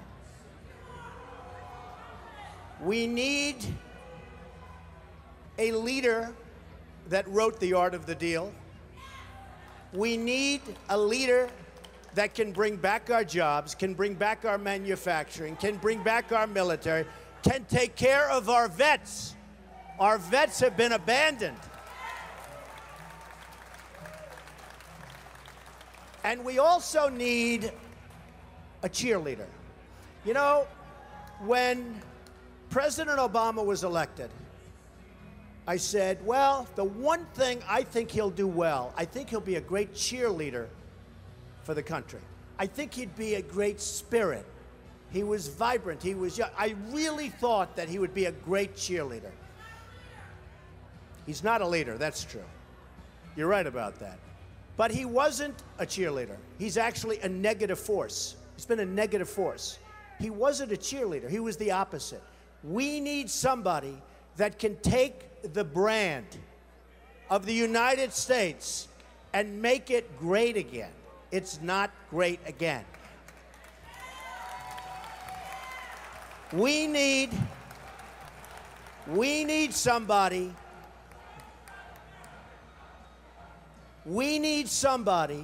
that literally will take this country and make it great again. We can do that. And I will tell you, I love my life. I have a wonderful family. They're saying, Dad, you're going to do something that's going to be so tough. You know, all of my life I've heard that a truly successful person, a really, really successful person, and even modestly successful, cannot run for public office. Just can't happen. And yet that's the kind of mindset that you need to make this country great again. So, ladies and gentlemen, I am officially running for President of the United States, and we are going to make our country great again.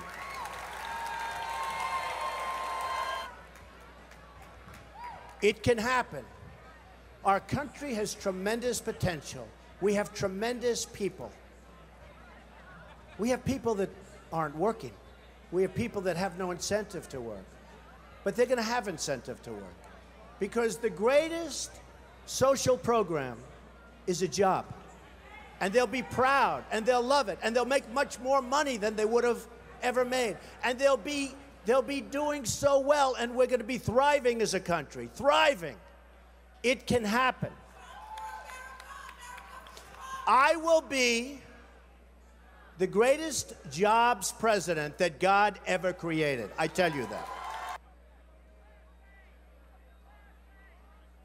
Good evening, everyone. Ahead of his visit to the Valley tomorrow, Donald Trump makes a stop in Los Angeles today to meet with families whose lives have been affected by illegal immigrants. This after his controversial comments last week as he was announcing his run for president about illegal immigrants. Crews at the Phoenix Convention Center continuing to prepare for Trump's visit tomorrow. Phoenix police say that they will have extra officers on duty downtown to help deal with the thousands of people who are expected to attend tomorrow's rally. And it's pretty obvious to say that tomorrow's event is the hottest ticket in town. The thousands of free tickets that were offered, they went fast. Trump's campaign spokesperson told us tonight that 7,500 tickets have now been handed out. But that means that not everyone who wanted to be in the audience is going to get a ticket unless they're willing to pay up. Fox 10's Nicole Garcia is live to explain how scalpers are trying to get in on this event. It's a free event, but the scalpers are going to make money off of it. Yeah, the demand is definitely there. Right now, they're...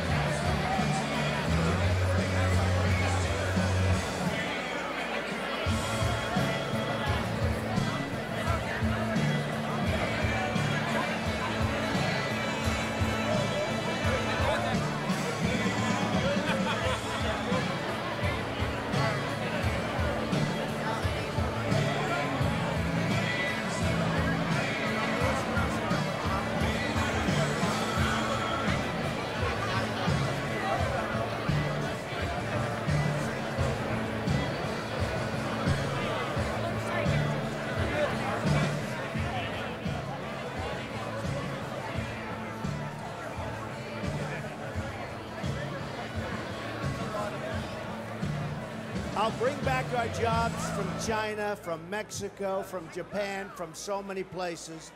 I'll bring back our jobs and I'll bring back our money. Right now, think of this.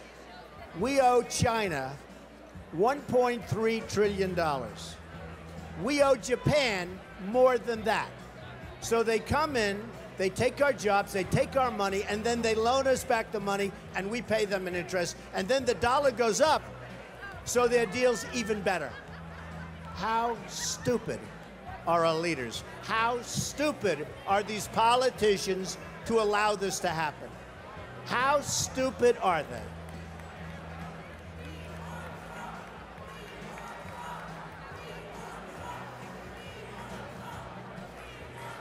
I'm going to tell you, thank you. I'm going to tell you a couple of stories about trade, because I'm totally against the trade bill for a number of reasons. Number one, the people negotiating it don't have a clue. Our president doesn't have a clue. He's a bad negotiator. He's the one that did Bergdahl. We get Bergdahl, they get 5 killer terrorists that everybody wanted over there. We get Bergdahl, we get a traitor. We get a no-good traitor, and they get the 5 people that they wanted for years, and those people are now back on the battlefield trying to kill us. That's the negotiator we have. Take a look at the deal he's making with Iran. He makes that deal, Israel maybe won't exist very long. It's a disaster, and we have to protect Israel. But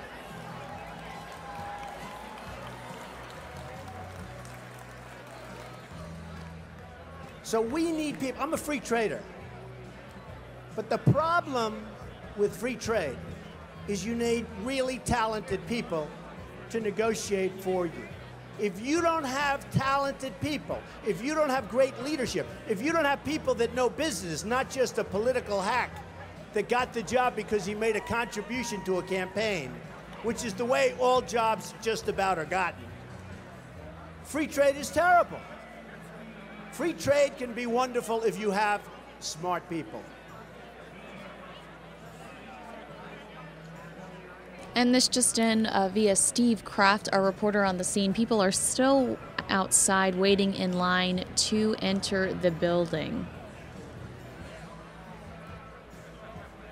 What we're watching currently is Trump's announcement that he was running for president. This is what initially set off some of the anger across the country about his stance on illegal immigration. But we have people that are stupid. We have people that aren't smart, and we have people that are controlled by special interests, and it's just not going to work. So here's a couple of stories happened recently. A friend of mine is a great manufacturer, and you know China comes over and they dump all their stuff, and I buy it. I buy it because frankly I have an obligation to buy it, because they devalue their currency so brilliantly. They just did it recently, and nobody thought they could do it again. But with all our problems with Russia, with all our problems with everything, they got away with it again. And it's impossible for our people here to compete. So I want to tell you this story. A friend of mine is a great manufacturer. Calls me up a few weeks ago. He's very upset. I said, what's your problem? He said, you know, I make great product. And I said, I know that because I buy the product. He said, I can't get it into China. They won't accept it. I sent a boat over and they actually sent it back. They talked about environmental, they talked about all sorts of crap that had nothing to do with it. I said, oh, wait a minute, that's terrible. Does anyone know this? He said, yeah, they do it all the time with other people. I said, they send it back? Yeah. So I finally got it over there and they charged me a big tariff. They're not supposed to be doing that. I told them. Now, they do charge a tariff on trucks. When we send trucks and other things over there, ask Boeing. They wanted Boeing secrets. They wanted their patents and all their secrets before they agreed to buy planes from Boeing. Hey, I'm not saying they're stupid. I like China. I sell apartment for I just sold an apartment for $15 million to somebody from China. Am I supposed to dislike them?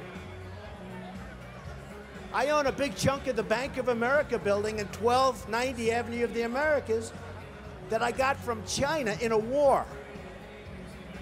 Very valuable. I love China. The biggest bank in the world is from China. You know where their United States headquarters is located? In this building, in Trump Tower. I love China. People say, oh, you don't like China. No, I love them. But their leaders are much smarter than our leaders. And we can't sustain ourselves with that. There's too much. It's like take the New England Patriots and Tom Brady and have them play your high school football team. That's the difference between China's leaders and our leaders. They are ripping us. We are rebuilding China. We're rebuilding many countries. China, you go there now, roads, bridges, schools, you never saw anything like it. They have bridges that make the George Washington Bridge look like small potatoes. And they're all over the place.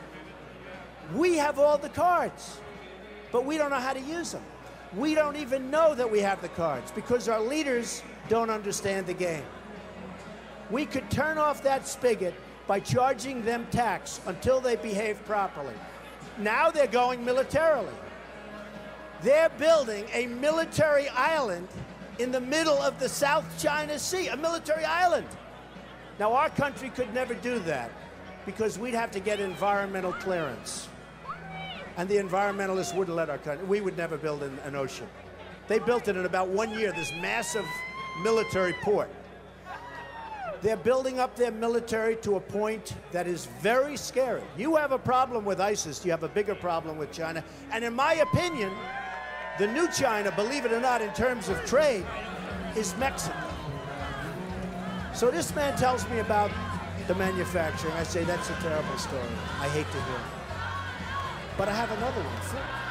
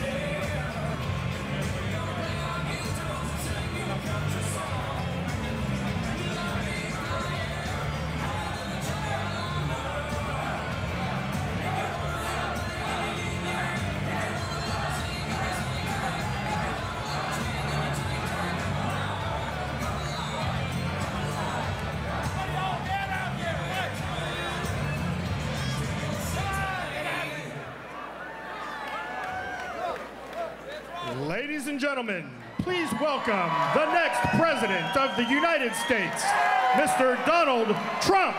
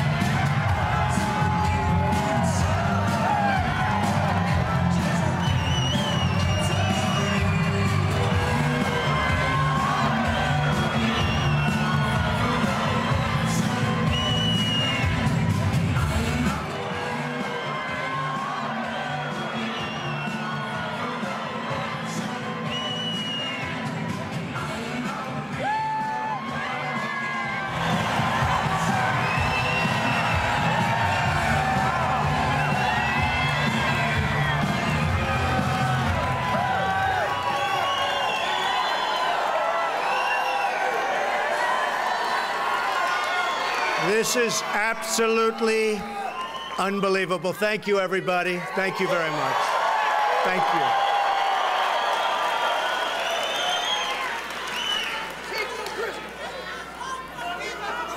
So this began as 500 people in a ballroom in Phoenix. And the hotel called us up, and they said, please don't do it here. We're going to be swamped. It's going to destroy the building. It's been amazing. And outside, sadly, we have thousands of people that can't get in. So you know real estate. You know real estate.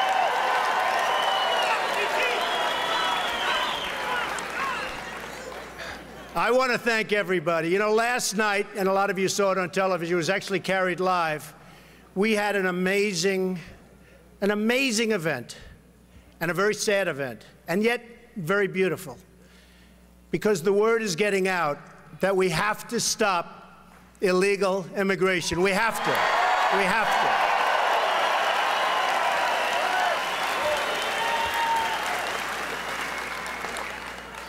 to. We have a situation that's absolutely out of control. We have incompetent politicians, not only the president.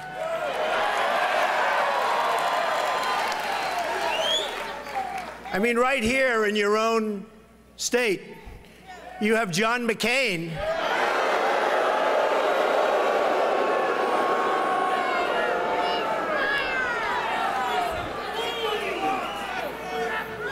I just hate to see when people don't have common sense, don't have an understanding of what's going on, or perhaps don't want to know. Maybe it's campaign contributions, maybe it's special interests, maybe it's lobbyists. But for some reason, some people don't get it, and I don't think they'll be in office much longer. I really mean that.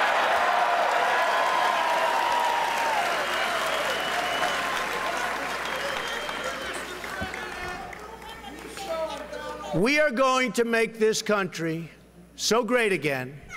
We are going to work. We are going to work so hard. And I will say this. When we had our event last night, I saw hardened veteran reporters who were crying. You had to see this. People that I've known for a long time, that I don't even like. They're not good people. How you doing back there?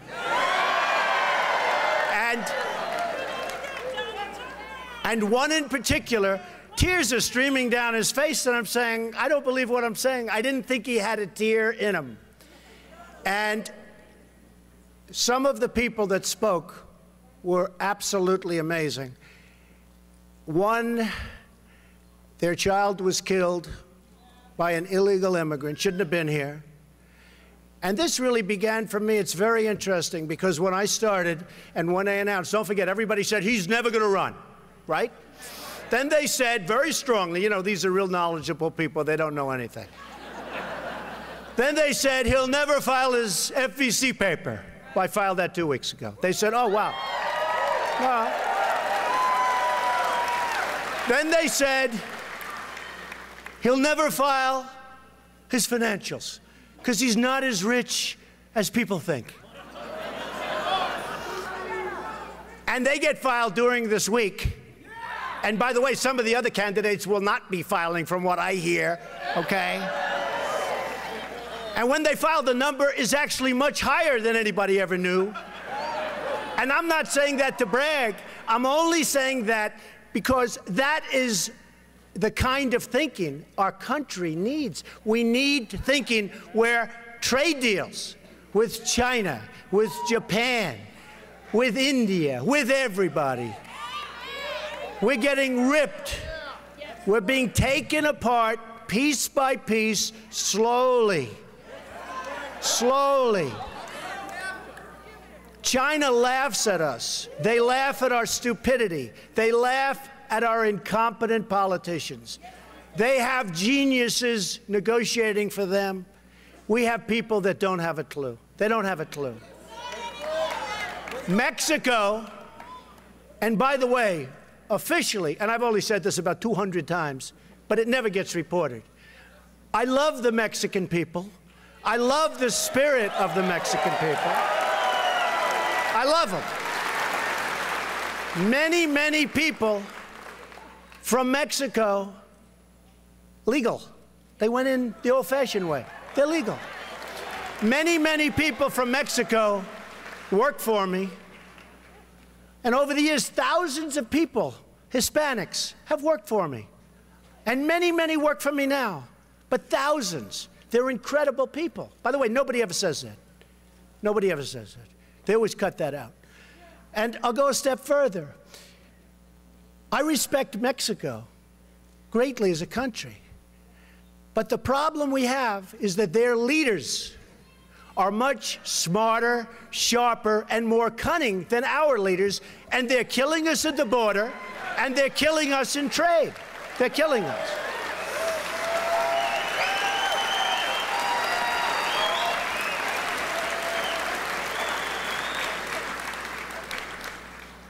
And every once in a while, I'll see a rally, and it's put up by the Mexican government, in my opinion.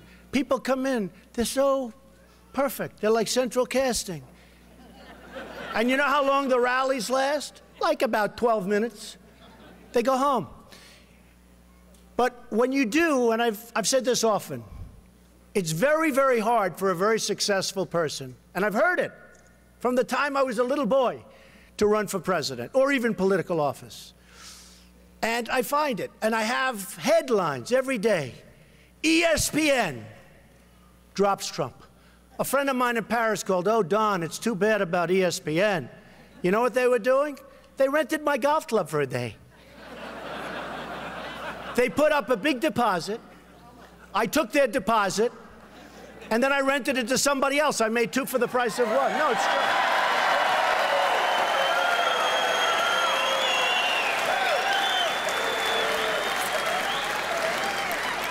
Then the next day, all over the world, NASCAR drops Trump. No, NASCAR. And then friends of mine call up from Europe. It's headlines, NASCAR. Don, it's too bad about NASCAR. I feel so. You know what that one was? They rented a banquet hall at Trump National Doral in Miami for one evening. I took their deposit.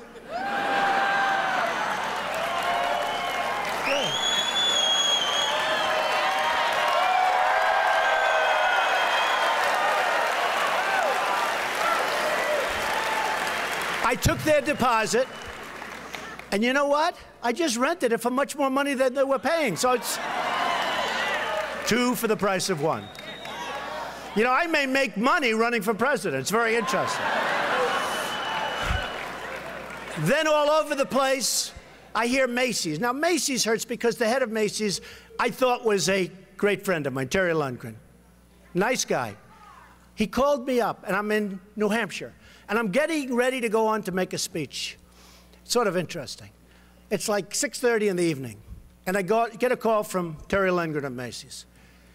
And the speech is packed. Packed. It's a house. It was supposed to be in the house. They didn't have enough room. They had 300-400 people, and they never thought this was going to happen. They thought there were going to be 30, like this. This is a little larger, but the same thing proportionately. So my phone rings, my cell phone, and it's Terry Lundgren at Macy's. And the man on stage is getting ready to introduce me. And he said, and you know, we have Donald Trump, the American dream, and all blah, blah, blah, everything. And my phone rings during the introduction. I'm going to be going up there like in a minute. And he goes, Donald, hi. It's like my best friend. I said, Terry, what's your problem? He said, you're very controversial. Can you believe it? He said, now I'm supposed to be going up, I'm supposed to make a speech. I got all these people. And by the way, cameras, just like you have all these cameras. We're in live television all over the place like we are now. And he said, Donald, I had calls from Hispanic people saying they're going to boycott Macy's. I don't know what to do. I said, Terry, be tough. They'll be gone. One day. One day. Now, this is a man that I played golf with. I'm with him all the time. I mean, really was, you understand. Because I don't forget things. I don't forget. He said to me, please, Donald, can I cut you? It's not a big deal. I'm selling ties. And you know what? Honestly, they were made in China, so I didn't care that much. I was like, so I'm walking up the stairs to make a speech, and I have Lundgren saying, I'd like to cut you because he's going to get some bad publicity, he thinks. And I walk upstairs, and he said, and now the American dream. And I'm still talking to Lundgren, and it's like a minute and a half before I walk on stage. People say, what happened? And I made a good speech. No notes, no nothing. And everybody was happy. And I just got cut from Macy's. And here's the bottom line on Macy's. Thousands and thousands of people are cutting up their Macy's credit card. I love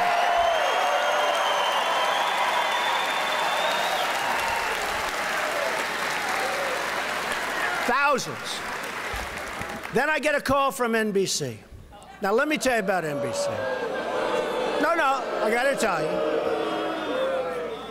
Hey, look, I love the people at NBC. We had a tremendous success with The Apprentice. And they renewed The Apprentice. See, I give up a lot. You're going to see how much money I made with The Apprentice come Wednesday or Thursday when I do my file. Seriously, it's very lucrative. You know, it's great when you have a big television show. It's like, you know, you're a movie star, you get a lot of money, right? Not that much, but a lot. But you're going to see very impressive numbers. So NBC calls me, we'd like to see you. Now, they don't care about inclusion. They were talking about inclusion. You know, they write the press release. So I read this. I say, this is incredible. But they call me, and a couple of months ago, the head of NBC comes to see me, and the head of NBC's boss. I don't want to mention names because they're really good people. They're friends of mine, although I probably will never speak to them again either. And you know what the head of NBC's boss? That's Comcast, because they own NBC. So I get a call, the head of reality for NBC, the head president of NBC, and the head of everything, head of Comcast. And they come see me a number of months ago. Please do The Apprentice. Please. They won't deny it. They won't deny it. I said, I can't. I want to make America great again. I've done The Apprentice now for 12 years. And it's a great show. For 12 years, there have been 14 or 15 copies of The Apprentice. Every one have failed. Every single one. I mean, I could give you the names, but I don't want to embarrass people. Give you a couple of names. No, nice people. Mark Cuban did one called The Benefactor. It was a disaster. Richard Branson did one. Great guy, but it didn't work out. Tommy Hilfiger, who I love, tenant in my building. Great guy, didn't work out. Hilton's did one. Martha Stewart did one for us. Did one for Mark Burnett and Donald Trump. Martha Stewart. She just got out of the can. No, it's true. She's hot as a pistol, right? You know, they show her coming out. You know, she's got the whole thing with the whole outfit that she's wearing. The whole thing. I said, what a great idea. So we actually did The Apprentice done by us. It wasn't even a copy. It was called The Apprentice. Within a couple of shows, it was over. It was over. So I must have something, right? I must have. So here's the story. NBC sees this. I mean, they're smart people. So NBC comes to my office, and they want me to do The Apprentice so badly. And what do? I say, I can't. I'm going to run for president. And I can't.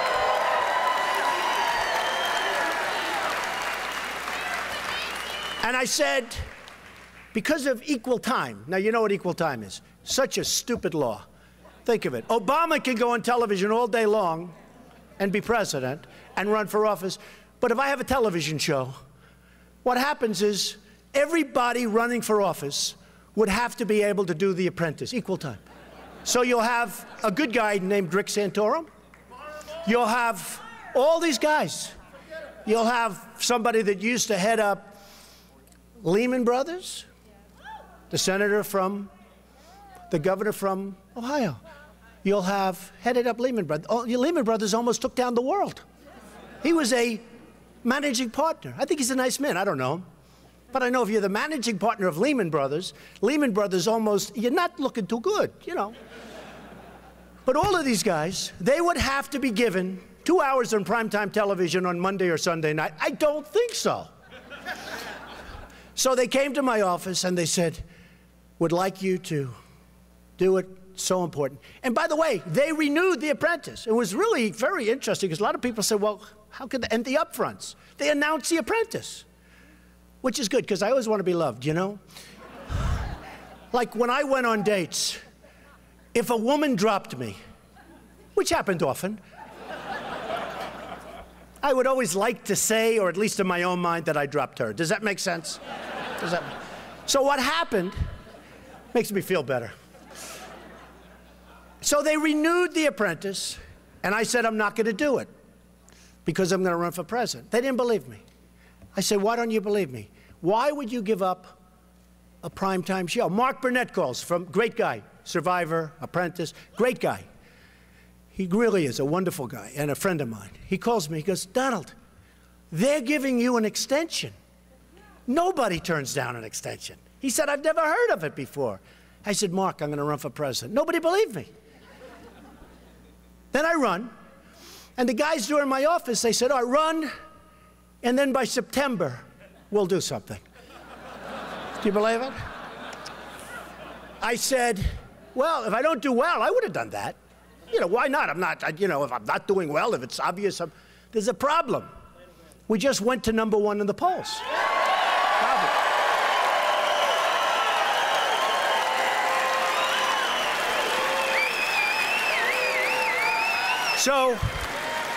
So NBC went nuts. They renewed the show and they don't have their star. And everybody else failed with similar shows. And they're angry at me. So again, don't believe the inclusion. They got Reverend Al Sharpton working for them. Okay?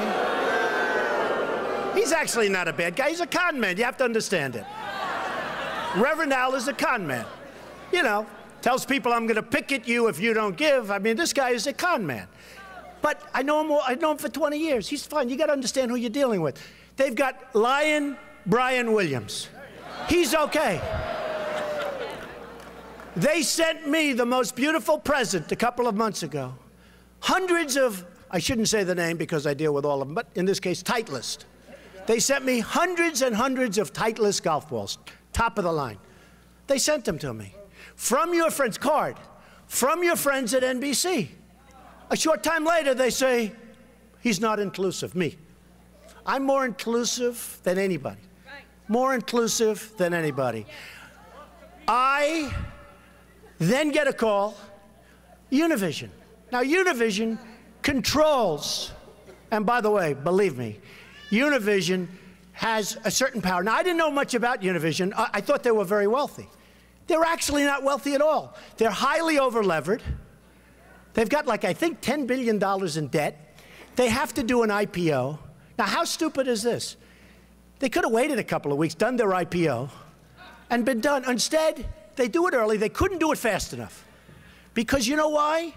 In my opinion, it's only my opinion, the Mexican government totally tells Univision, it's about 80% of their market, 70% of them, totally tells Univision what to do. Totally. So the Mexican government is not happy with me, to put it mildly. And again, I respect Mexico, but their leaders are too smart for our leaders, because we have stupid leaders, okay?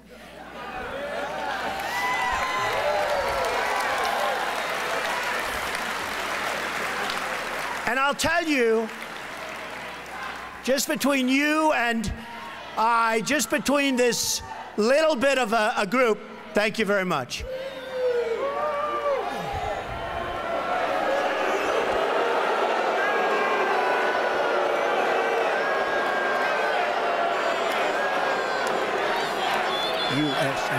USA.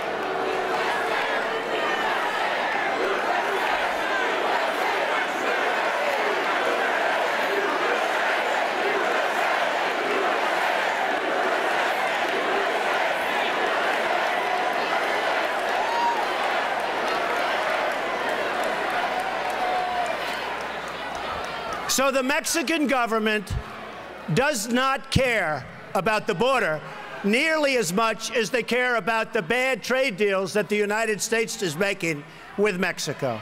That's really what it's all about. That's really what it's all about. So, I just sued Univision for $500 million.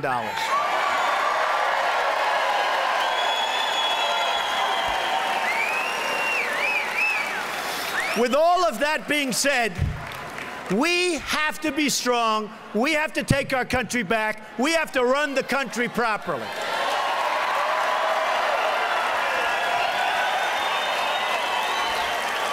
So, I'm going to bring up a man who's a great man. He's a great, great guy. I saw him the other day on television. Don't worry, it's okay. You can shout. I wonder if the Mexican government sent them over here. I think so.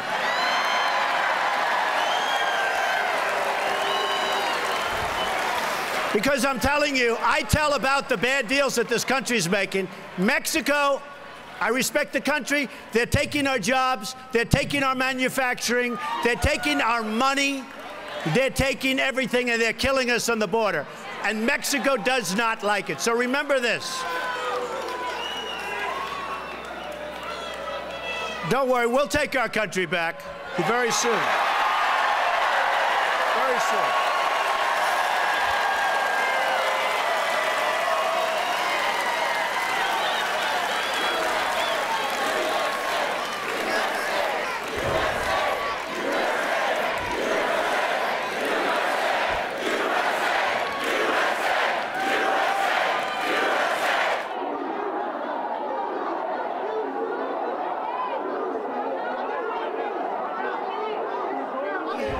You know, it's funny. I got a great review for a speech, including my opening speech when I announced I'm running for president. It wasn't until 5 days later that people started saying, oh, he said something wrong. What they don't say is they cut it in the middle of the sentence.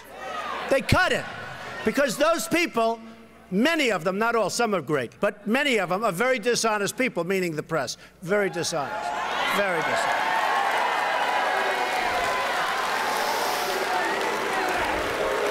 I'll give you one quick example, because I want to bring somebody up for a second who's fantastic. But I'll give you one quick example. I say, and it's fairly standard because I believe it strongly, the American dream is dead, but I'm going to make it bigger and stronger and better than ever before. Right? Right? So, and I say it usually once during a speech. Every once in a while I won't. You know, I don't use teleprompters like the president. I speak from the heart.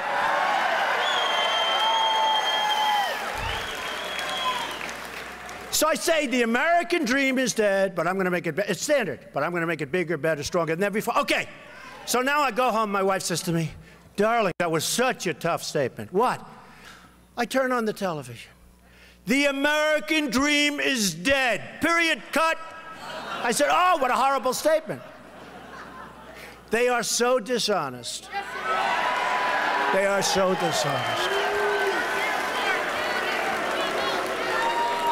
You know, what I usually do, because if you really love this country, you have a very, very hard time convincing people that what you're doing is right and that you're really smart. And like a lot of us are really smart. I'm really smart. Went to the Wharton School of Finance. Even then, a long time ago, like the hardest or one of the hardest schools to get into.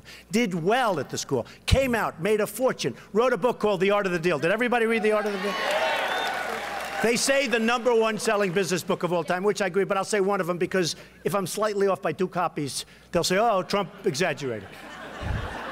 But I think is the most, the number was #1 bestseller. Wrote many bestsellers, many, I think 12. So did a lot of things. But The Art of the Deal was like the #1 selling business book of all time. Great. Then I do The Apprentice, became this tremendous hit. NBC was desperate to have it. Forget it, now they can put somebody else on. Let's see how long it lasts. Okay, so ready? And then I hear like, Donald Trump doesn't deserve to be on the same stage with some failed senator, failed governor, or something. It's sort of amazing, isn't it? Isn't it amazing? And the poll just came out, and I'm tied with Jeb Bush. And I said, oh, that's too bad. How can I be tied with this guy? He's terrible. He's terrible. He's weak on immigration. Do you know the sanctuary cities? Do you know he had 5 of them in Florida while he was governor? Can you believe this? I didn't know that. 5 of them. He's totally in favor of Common Core, meaning your children in Phoenix, and other places are going to be educated by bureaucrats from Washington who, for the most part, just want to pick up a check. Give me a break. And he's in favor. I don't see him as a factor, and I know it's the Bush name, which, you know, got us into lots of work. I mean, in all fairness, not the greatest. But Jeb Bush, I don't get it. So when they said, Mr. Trump, you're in first place. Oh, that's good. You're tied with Jeb Bush. I said, that's not good. How could I be tied with this guy?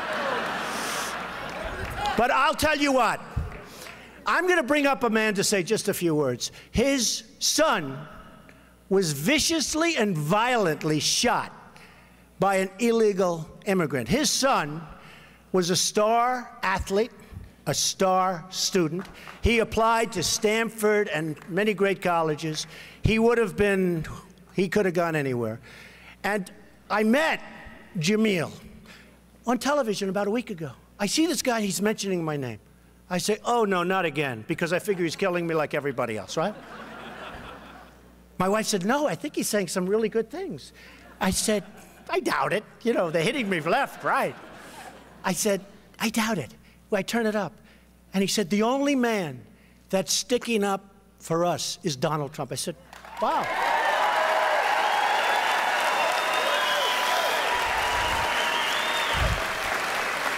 This guy is great.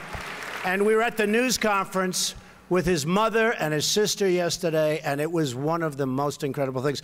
So I'd like to speak a little bit about his son and how incredible his son was and how his son should be here with us. I mean, his son should be alive, and he should be in one of the great colleges, and he should be maybe someday in the NFL, but he won't be because an illegal immigrant shot him violently.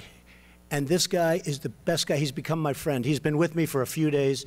And just say a few words about your boy.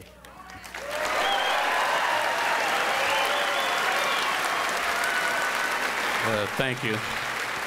Yeah, my name is Jamil Shaw. My son was named Jamil Shaw II. He was shot dead in the street by an illegal alien, or should I say, someone in the country illegal. And he was a good kid. I'm sorry, he was a good kid. He was a good kid. He was. We thought we did a good job. You know, when he was 5 years old, I started training him to get him ready. My goal was to get him ready for the 9th grade, which is high school. And we know high school football is big time. You know, you have to really start early. We were doing the Pop Warner. We were going through everything.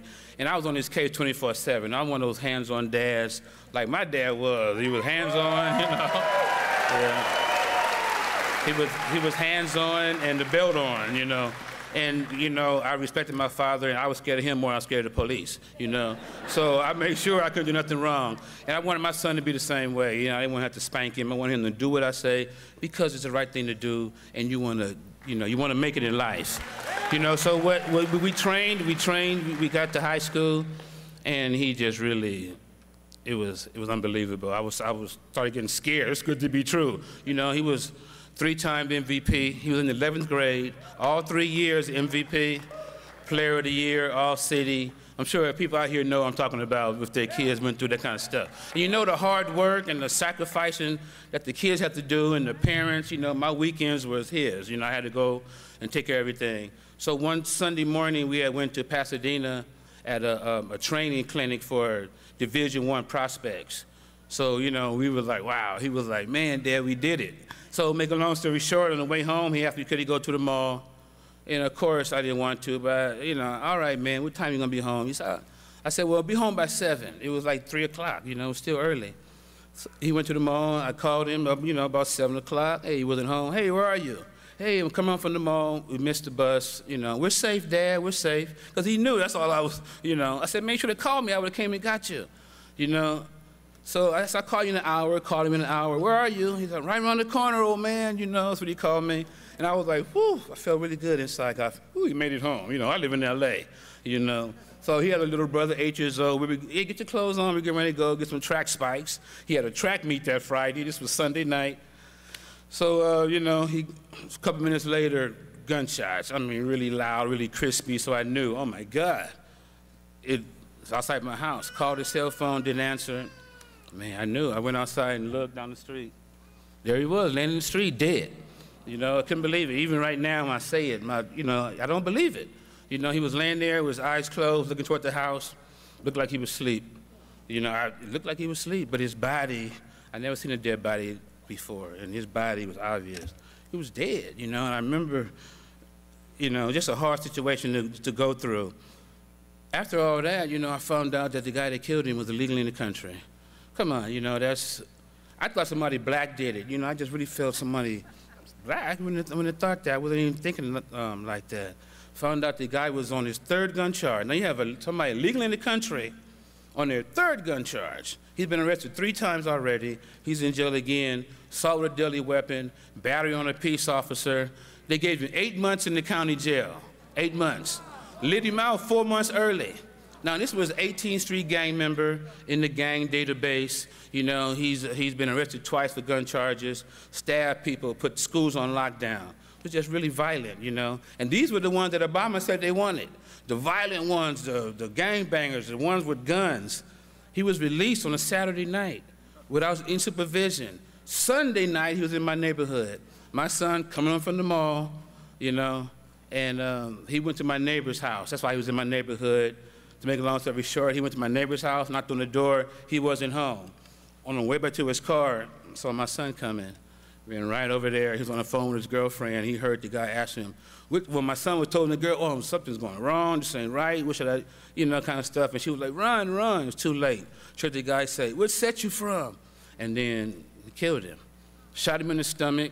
You know, one of the neighbors saw it, shot him in the stomach with a .45. So you can imagine, a 45, 17-year-old kid, shot him in the stomach while he was on the ground. According to the coroner, he had his hands up like this, and he shot him through his hand. They thought he had three gunshots because his hand was really badly damaged, bullet wound in his stomach and one in his head.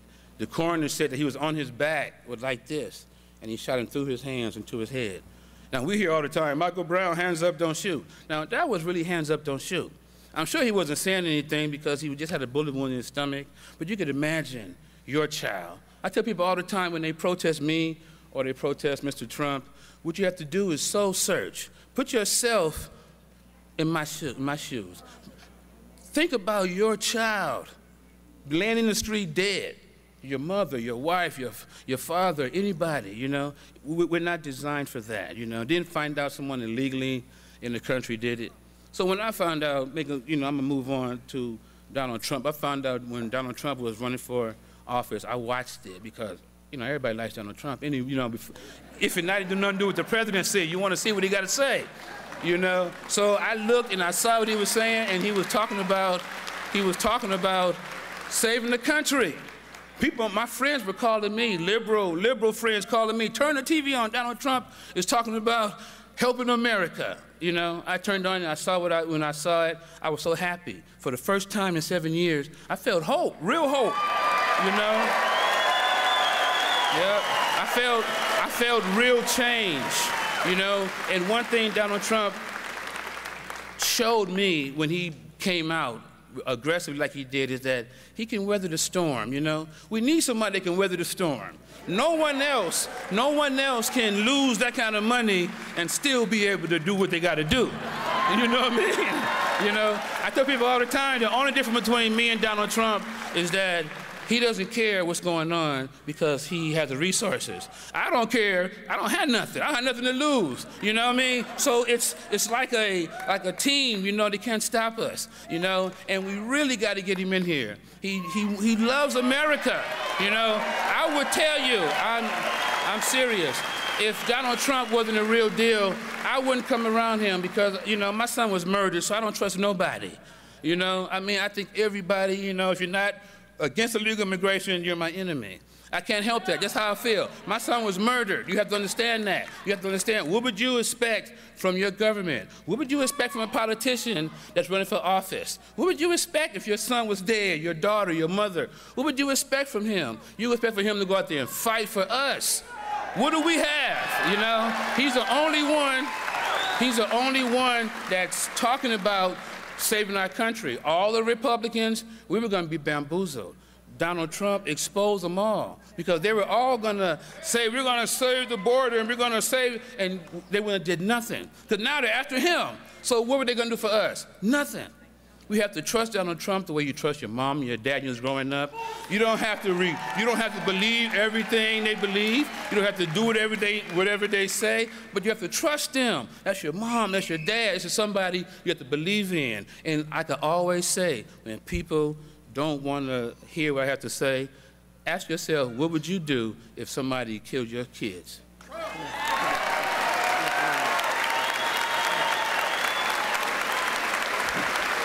Thank you, Jamil.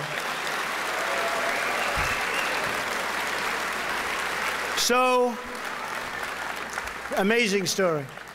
By the way, Jamil's sister's here too, and she told me the story that when Jamil saw the boy laying on the sidewalk dead, this incredible young man with such a future, Jamil laid down on the sidewalk and started pounding the sidewalk with his hand and badly damaged his hand, badly.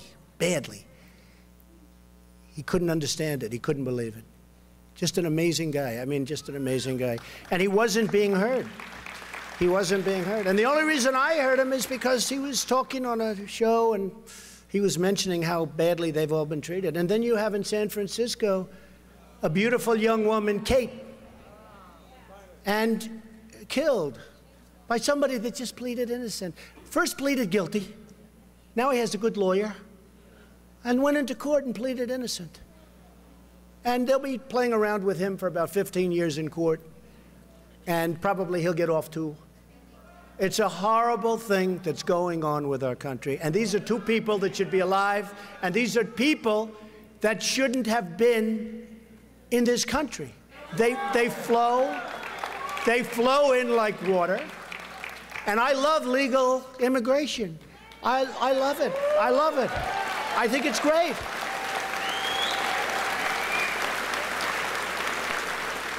My wife is a legal immigrant. I mean, she went through a whole long process. It's not easy.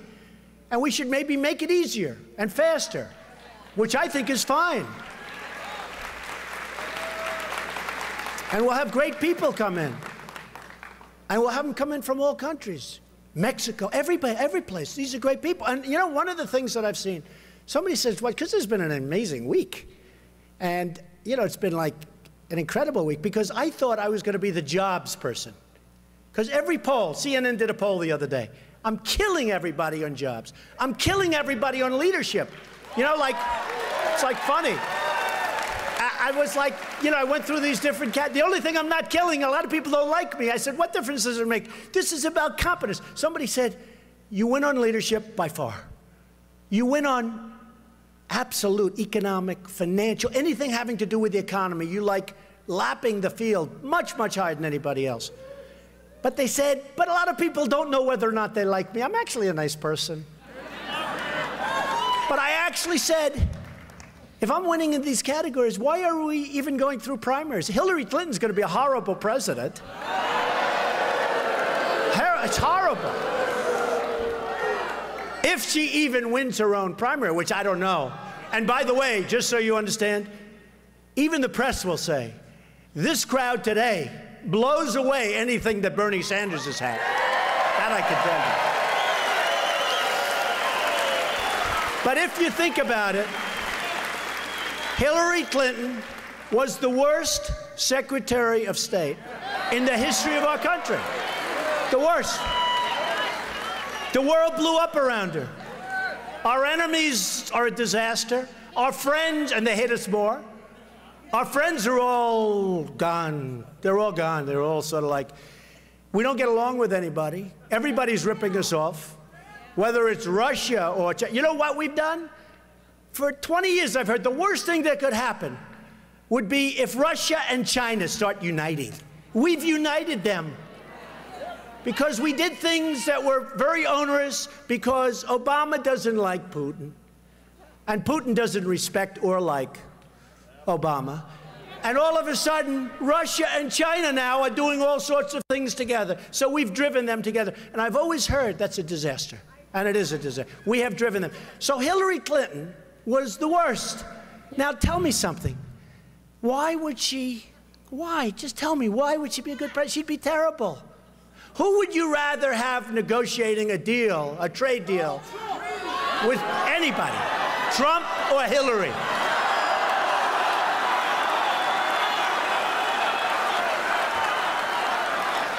Well, we have to get there first. So, who would you rather have negotiating a really good deal with? Mexico, China, Japan, Trump, or Jeb Bush?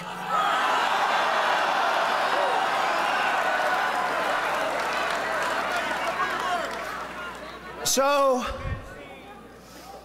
when I started, I really thought it would be, you know, a long slog, and I was okay with it. I didn't think that the immigration thing would take on a life like it has. I made some very tough statements about people flowing through, because that's one of the things, to make our country great again, we have to create borders, otherwise we don't have a country. So it's one of many things. And I've been very strong on it. It's one of many things. We have to make great trade deals and all. So I said, strong borders, one of the things.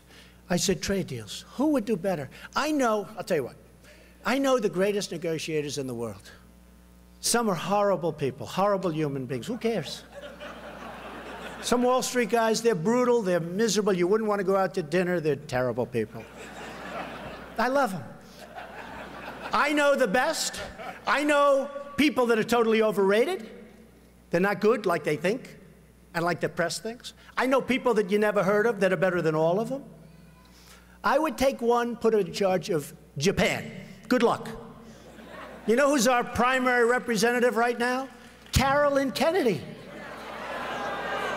You know how she got the job? 60 Minutes. She went to the White House. She said, I'd love to have a job. I have nothing to do. They said, how would you like to be the ambassador to Japan? She goes, really? And Abe from Japan, who's a killer, he's great. He's already knocking the hell out of the yen, by the way, which makes it even more impossible for us to compete. And he's whining and dining her, and I watch it all the time, whining and dining, and just doing a number on our country. A friend of mine is a great excavator. That's what he does. He digs foundations. He digs lots of dirt, earth. But he's a great excavator, big. And he always bought Caterpillar. And he calls me up recently, and he goes, I'm a little depressed. Why? I just put in a big order for machinery, for excavating equipment. I said, oh, that's good. Did you buy Caterpillar? No. I bought Komatsu. I said, you bought Komatsu? It's fine. I mean, it's a well-known brand. I said, you bought Komatsu, why? He said, because Japan, this is very recently, has so devalued the yen, brilliant, smart, these are smart people, that it made it impossible for me to buy Caterpillar tractors. I owe it to my family. I owe it to my employees. I owe it to myself. I have to do what's right for my company. So it made it impossible. So he ordered Komatsu instead of Caterpillar. This is happening all over the place. Today, in the Wall Street Journal, big story, Ford going to build tremendous plants all over the place overseas. Ford, by the way, speaking of Mexico, again, I respect them. I wish we had smart people. Ford is building a $2.5 billion plan. Who ever heard of this? $1 billion plan, $2.5 billion in Mexico. Now, here's the story. Now think of it. So I'm saying to myself, that's not good.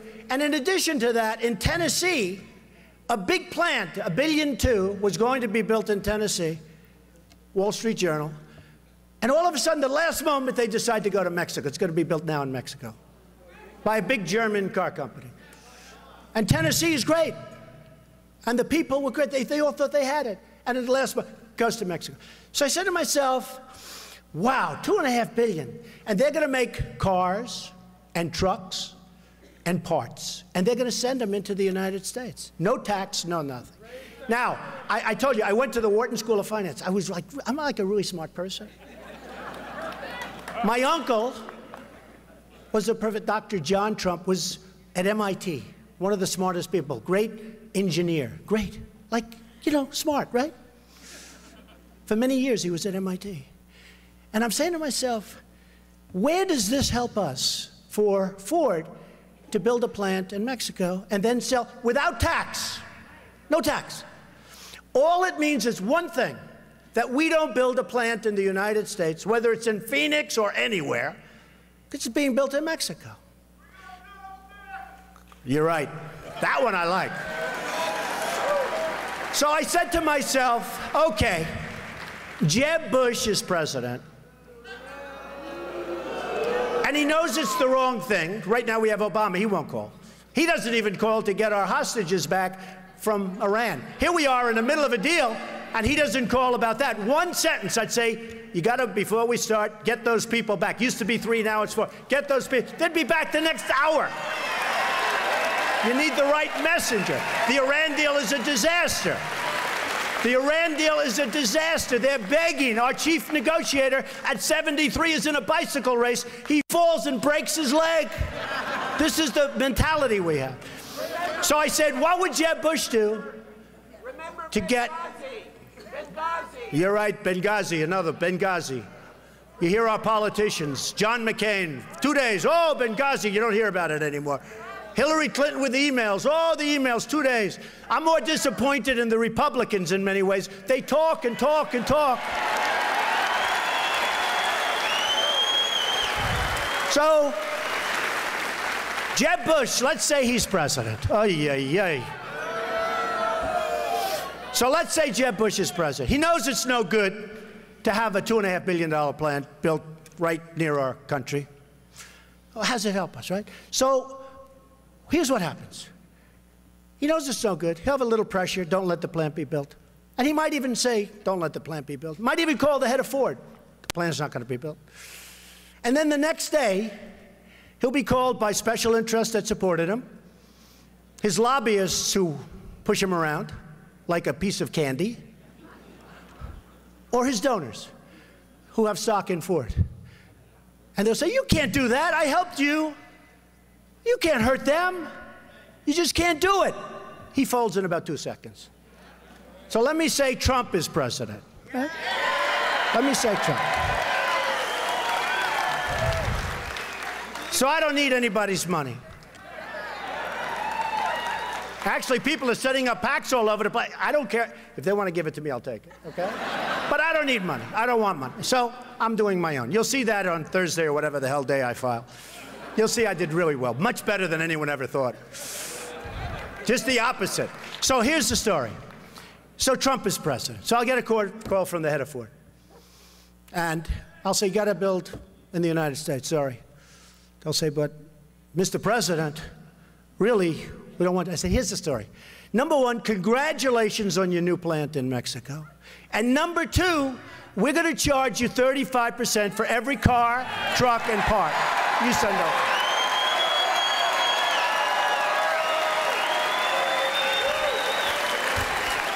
And here's what would happen. Here's what would happen. Now, this isn't like 99% sure. This is 100%. In fact, you know the negotiators, the killers that I told you about, these bad people? I wouldn't even bother calling them because this is too easy. I can just do this, like, you know, with a couple of phone calls. So here's what would happen with Trump. I will get some calls. He will say, Mr. President, this is terrible. Please, please. Sorry, can't do anything. Sorry, I don't care. I want you to build here. I want jobs in the United States. So, listen, so they would go and they'd call up the lobbyists. I'd say, fellas, Hey, I hire lobbyists. I have lobbyists all over the place. They're great. If I want something, go do this. I know the system better than anybody. I'm a donor. Somebody said, oh, you gave to the Democrats. Of course I give to everybody. I want to get everything done. Everybody loves me. Everybody loves me. I give to everybody. Now, in a lot of ways, that's very bad, because you know what? That's bad for the country. You know, it's bad, but that's the way it works. But I give to everybody. They all love me. They don't love me so much anymore, by the way, I have to tell you. But here's what happens. So he'll call. I say he folds sometime prior to 5 o'clock in the evening. But he could be tough, and he may last till 12 o'clock the following day.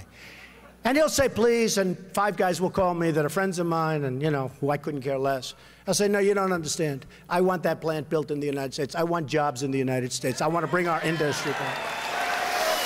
Now, this is just one of many deals. And here's what happens.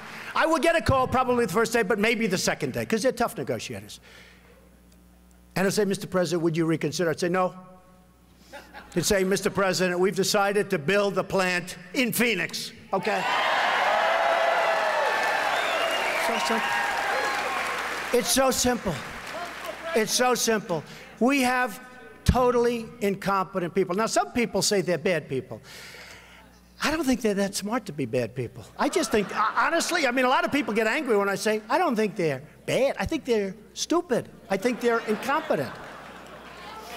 So we've got to take our country back. We've got to get rid of Obamacare.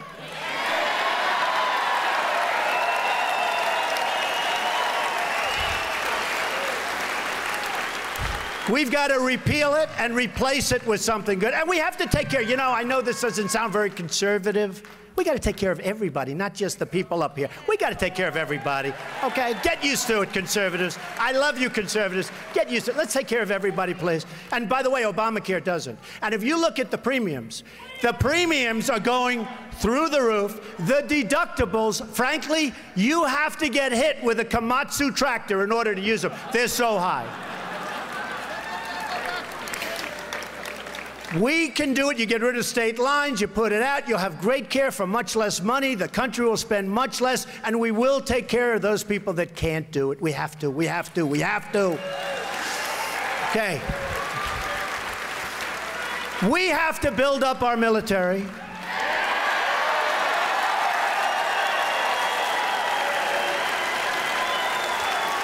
I'm in the real estate business, as many of you have heard. You'll see that in couple of days, by the way. I'm in the real estate, and all the time I get listings. A base is for sale, a naval base, a army base, a marine. They're always, I said, how many bases are there? All the time I'm getting these listings for bases. I said, what are we doing? We are hated throughout the world. China is building in the South China Sea, islands. We can't do that because we would not be able to get an environmental impact statement. Can you believe? We'd go through 25 years of being sued by the environmentalists. And by the way, I hate to say this, I've been given many, many environmental awards. I get a lot of environmental awards.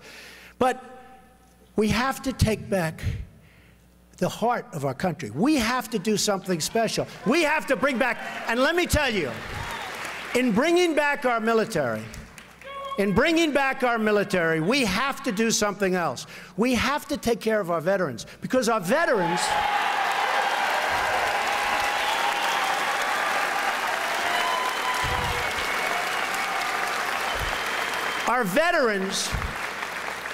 are treated like third-class citizens, and they're the greatest. Now, if you remember a few days ago, Bush was asked the simplest question: was Iraq a good thing or a bad thing?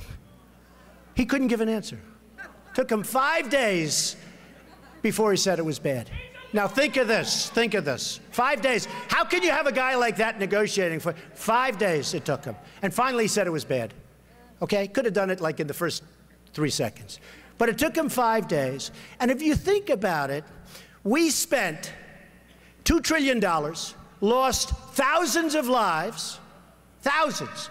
We have wounded warriors who I love all over the place, all over. They're amazing people. I mean, amazing people. So we have wounded warriors all over. We got nothing. And today, Iraq is meeting with Iran to do some kind of a merger. So in 2004, in Reuters, anybody from Reuters back there? I'm sure they are.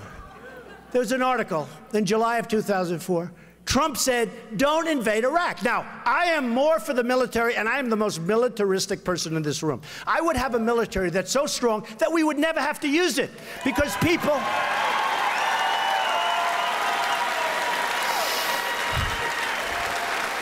people would say, no way we're messing with them.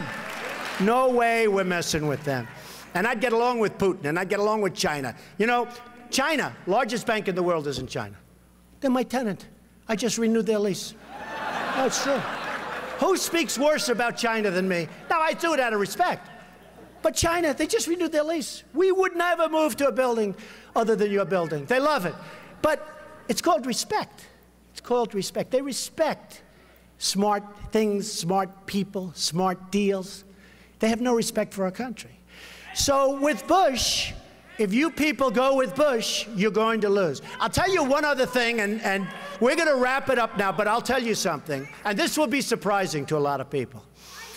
Thousands and thousands of people work for me, tens of thousands. I've given tens of thousands. I've taken care of education for families. I've taken care of health care at the highest level. I don't even have to worry about Obamacare because my people do better. My people got lucky, but I got lucky too. They're great people.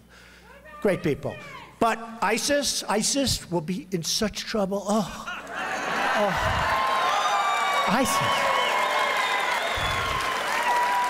ISIS, believe me, they will be in such trouble. You know the problem, I have to say this. So, we're fighting wars, and we're backing all these stupid people that, honestly, I don't say they're stupid, they don't care, like the Iraqis. They have no love for the country. The leadership, there is no leadership, but let's assume they're all thieves. They're all terrible people, 100% corrupt. So we send to one of our so-called allies 2,300 Humvees. Now think of this. Normally you'd say like 3. How many are there? We sent 3. These are armor-plated Humvees. You can imagine what they cost. They don't even report it because it's probably so high that, it's another scandal, like the $5 billion website for Obamacare, right? So, which never worked and still doesn't work. So we send 2,300 Humvees. One bullet is fired in the air, and the people we gave the Humvees to flee, and the enemy takes them over. And they're better than the ones that our boys and women have, because they were the best. They're gone in one day. Remember Yemen, how we had the victory, the big victory? It turned out to be a false victory, because a few months later, it was gone. If you think that those people, if you think that they want Yemen, take a look at a map with that long, beautiful border along Saudi Arabia. They want the oil. Do you remember what I said? And I get a lot of credit for this. I said, he's one guy, and I'm a very militaristic guy, but he's one guy that said, don't do Iraq, because you'll destabilize. And then Iran will take over, and then somebody else worse than Saddam Hussein will take over the rest. ISIS, worse than Saddam Hussein was never as bad as these people. These people are brutal. They're chopping off everybody's heads, especially if you happen to be Christian. They chop off your head. They dunk people with a cage. Did you see that? They dunk them and drown them.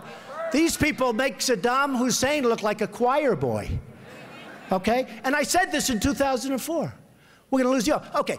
So now Bush goes in and he makes a mistake, and then Obama, frankly, might as well have stayed there, but okay. But he made a mistake too. And I said, keep the oil. Do you remember that? And everyone said, you can't keep the oil. It's a sovereign country. You can't keep the oil. I said, keep the oil. We're in there now. You blew it. You shouldn't have gone in. And every other candidate is fleeing. They're all trying to say, well, they didn't know. There was intelligence said this. They all said do it. I'm the only one that said no. I'm the only one that said no. Keep the oil, I said. I've been saying this for 2-3 years. Don't leave. Keep the oil. Because if you don't get it, Iran will get it, or somebody else is going to get it. So here's who has it.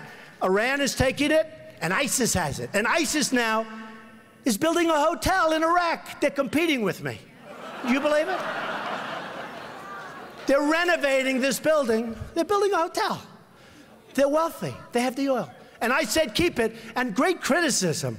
Trump said, keep the oil. Well, that's a sovereign country. Isn't that a horrible thing to say?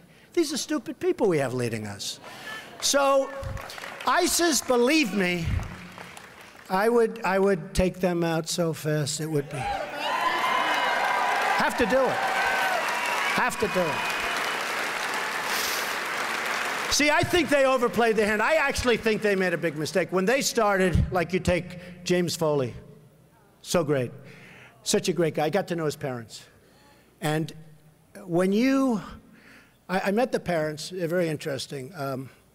Joe McQuaid from New Hampshire, who's an amazing guy, said, would you come up and make a speech? And I made a speech about, sort of like I'm doing today. And it was in honor of James McQuaid. That's the union leader up in New Hampshire. And I made this speech, and these parents are incredible. So think of it. They did the beheading, and then they've done other, and I said, you know, they're making a big mistake, ISIS, because if they wouldn't have done that, and if they wouldn't keep doing it, we wouldn't have cared. We could have been gone. But you can't. Now, when you see what they're doing, you can't. Had they not done those things, the level of violence, we're like living in medieval times. You know, when you hear medieval times, you always think we're all civilized. It's a jungle. It's horrible out there. But when they started doing the beheadings, they really, I think they made a mistake. But not with Obama, because he's weak and he's ineffective, and he's not respected. Not respected. So here's the problem. Here's the kind of deals we make. James Foley is dead. Great guy, amazing parents. We have Sergeant Bergdahl, a traitor. Right? So we negotiate for Sergeant Bergdahl, a no-good traitor. 6 people were killed trying to find him. 6 young, in this case, men, went out to try and get him. 6 of them never came back. 6 people died. And we have Sergeant Bergdahl. And here's our deal. This is just like the stupid deal that we're making with Iran or nuclear. This is just like everything else we do. The deals we make with China, the deals we make with Mexico. We don't know what we're doing. So we get Bergdahl, a no-good traitor. And frankly, I renegotiate deals every once in a while, not too often. But I'd send them back. And if they don't want them, send them back anyway. I want to renegotiate that. They get 5 killers that are right now back on the battlefield, trying to kill everybody, including the people in this room. And these were the 5 people that they most wanted. So I call Obama the 5-for-1 president. Who would make that deal? Now, I don't think it's because he's a bad person. Some people say bad person. I just say, who would make a deal like this? But these are the same deals that we make with all of these other countries. When I look at Japan, I just got over from Los Angeles. We had a tremendous crowd there, too. We had a tremendous crowd. And we had a big one in Las Vegas this morning. But when I look at these massive boats, I've never seen boats like this. The biggest boats with cars coming from Japan. And then we can't sell corn. We can't sell beef. It's peanuts. We can't sell beef. So we do about 20% to their 100%. So I had an idea on the way over. I said, tell Japan, that's okay, everything's fine. We're going to cut your orders down to 20%. Let it match. Let it match. Simple deal. Simple deal. And I had another idea that's also very simple. When Mexico, and you remember, when Fidel Castro took over, he opened his prisons, and he sent everybody over to the United States. And we accepted them. And it was hell. But we didn't send them back, we accepted them. In a much, much, much more sophisticated way, Mexico's doing that to us. Because why would they want to have a prisoner like these 2 horrible people that hurt so badly, destroyed, but hurt so badly, the Shaw family and Kate's family? Why would they want to have them in jail for 40 years paying for it? So I had an idea. They should have had him. The one with Kate came over 5 times. In my opinion, he was pushed out by Mexico. They don't want him. They don't want to take care of him. Why would they want to take care of him? And believe me, Univision, which I'm suing, by the way, for $500 million because they broke a cut. But Univision is doing the work of the Mexican government. And I don't blame the Mexican. I respect Mexico. I don't blame the Mexican government. I just wish our people were smart. They're really smart doing that. They're sending them to us, and we're either putting them in jails or letting them go free, which is even worse. But we have to do something. So I had an idea. I said, every time an illegal comes to this country through the border, because Mexico is pushing them over, remember that. And by the way, unbelievable people are coming. A lot of people that are illegal are great people. Just let's get it straight. They don't want to give it straight because the press are liars. They're terrible people. They're terrible people. Terrible. Not all of them, but many of them. But here's an idea. So Mexico is sending lots of people. And by the way, they're coming from all over the world, including the Middle East. Why not? Come in, come on in. We're stupid, we'll take care of you, we'll pay. Get sick, we'll take care of your hospitalization. What kind of a plan do you want? So I had an idea. I think it's good. Every time Mexico really intelligently sends people over, we charge Mexico $100,000 for every person they send over.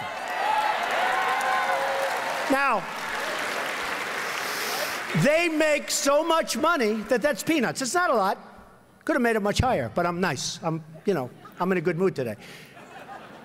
We charge Mexico $100,000 for every person. You'll see that it'll start to stop because that starts to add up. It starts to add up. We have to secure our borders.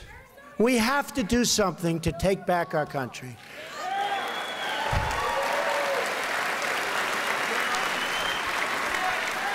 I mean, don't kid yourself, folks. What took place today, even by the dishonest press, what took place today is being seen all over the world. Look at all those cameras out there. This is being seen all over the world. People know.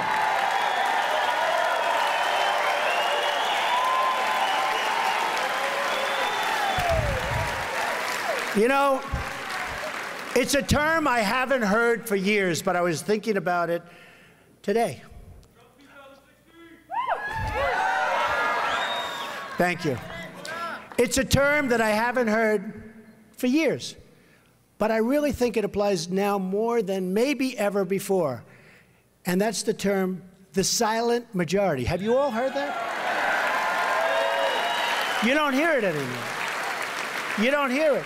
When people start cutting up their credit cards at Macy's and won't go to Macy's anymore, when all of these things, and that's a big story, but nobody wants to write it, that's fine, I don't care about me. But when you see the kind of power that the silent majority has, and the silent majority is a problem. They want to go out, they want to lead a good life, they want to work hard, they want to have their family, they don't want to be involved in coming here and waiting on a line for hours and hours and coming in and listening to Trump.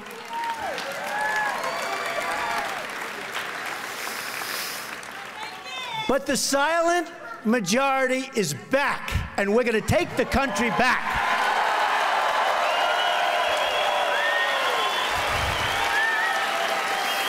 And we are going to make America great again. Thank you, thank you, thank you.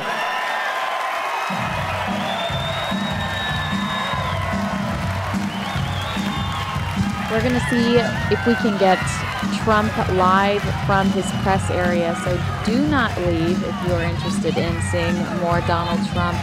We are set up in his press area right now. Thank you very much. And we are waiting to see if we are going to get an interview with Donald Trump.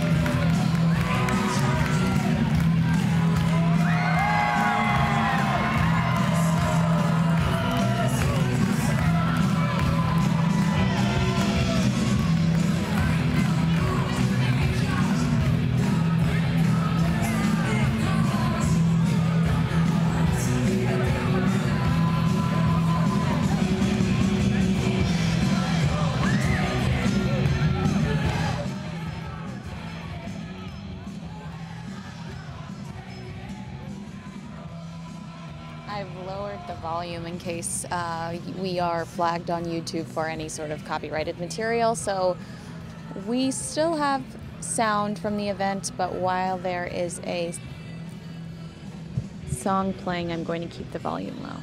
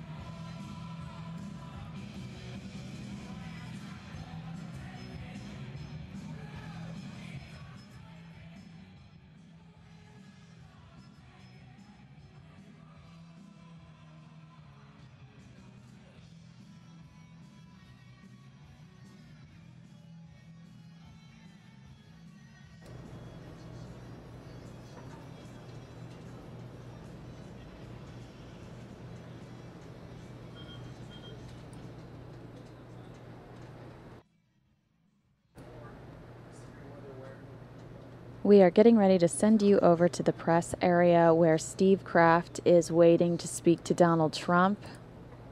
I'll take you there right now. These are our live visuals.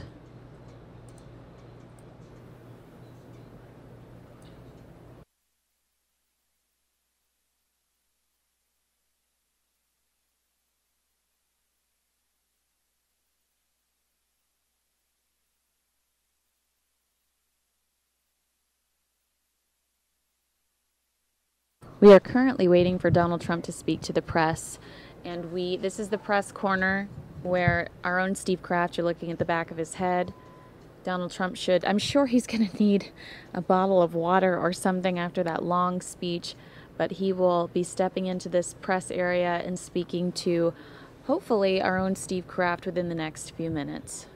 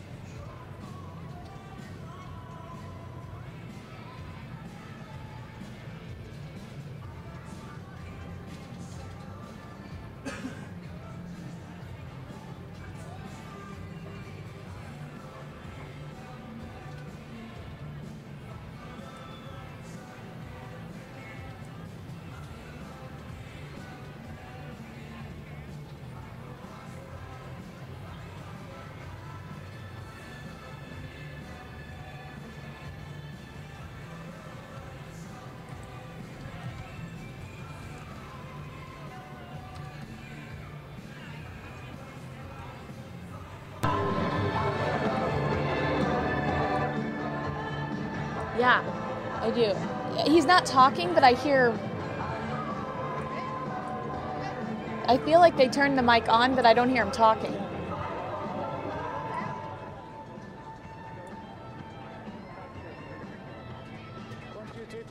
There, I got it. Thank you. Check. How's that sound? 1, 2, 3, 4, 5, 6, 7, 8, 9, 10.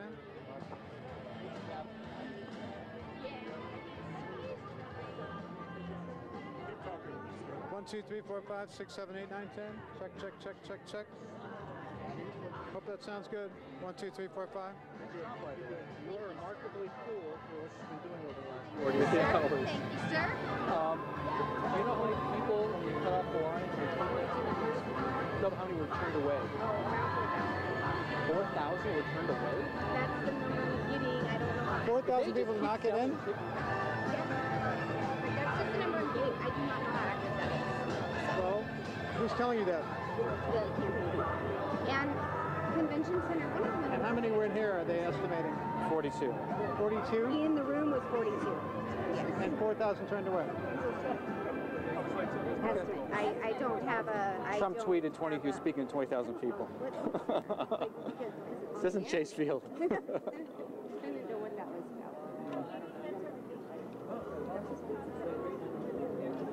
about. Time's your first hit at?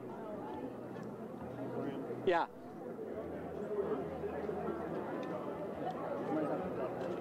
Yeah, you guys are going to have to duck. Well, he's a tall drink of water. Don't forget handsome. Handsome and tall. Tall, dark, and handsome. Tall, pale, and...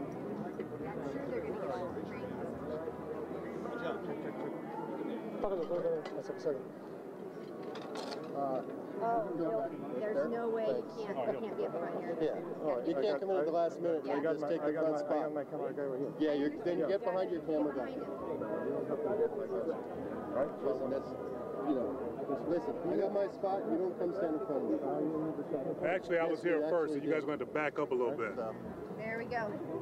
Do your I job. will have to back everyone up, so we gotta... It's not the way it works, man. Listen, man. Do your job. I'll do mine. There's enough space for everybody. I have time for everybody. Okay? If you say our first row, yours and mine. So be cool, okay? Yeah, just be cool. Do your job, I'll do mine.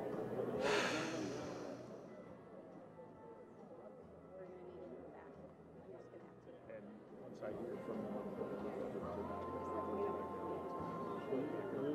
I'm just anticipating the security. Hey guys, mira la área. Apaguen el micrófono y apágalo. Mind your head. Yes, ma'am. Truly. Yeah, I'm sure you will. No, I'm not gonna pass this line. I won't pass this line. Like I mentioned to my friend here, hey, I'm my first row. You know how this works, man. We'll behave. I just want to make sure. It's, sure, man. Hey, buddy. It gets ugly. It just does. I know. You can't stop it. Hey guys, these camera guys have been here a while. Just do me a favor, give them at least a thank you. They've been here a while. Okay, well, cameras will grab the mic. Yeah, absolutely. But these guys came first. There's just Kevin.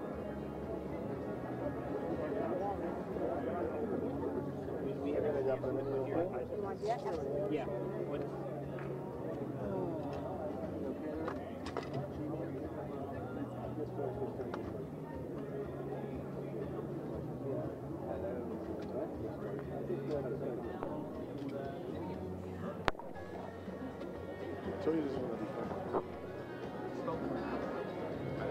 So, sounds good? Rick, Mike, sounds good? Yeah. Thanks.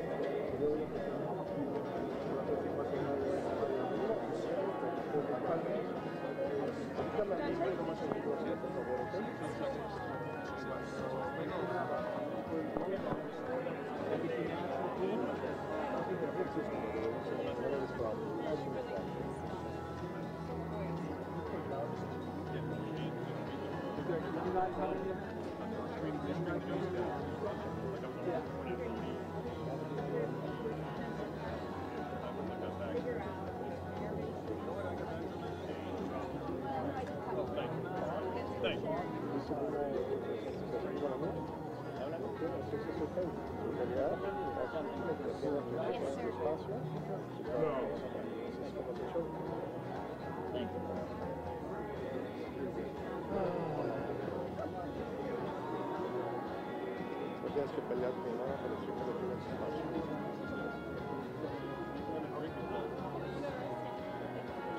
transmitiendo en vivo. Este cuenta atrás de mí no se pertenece a meterlo porque solamente tiene su grabadora.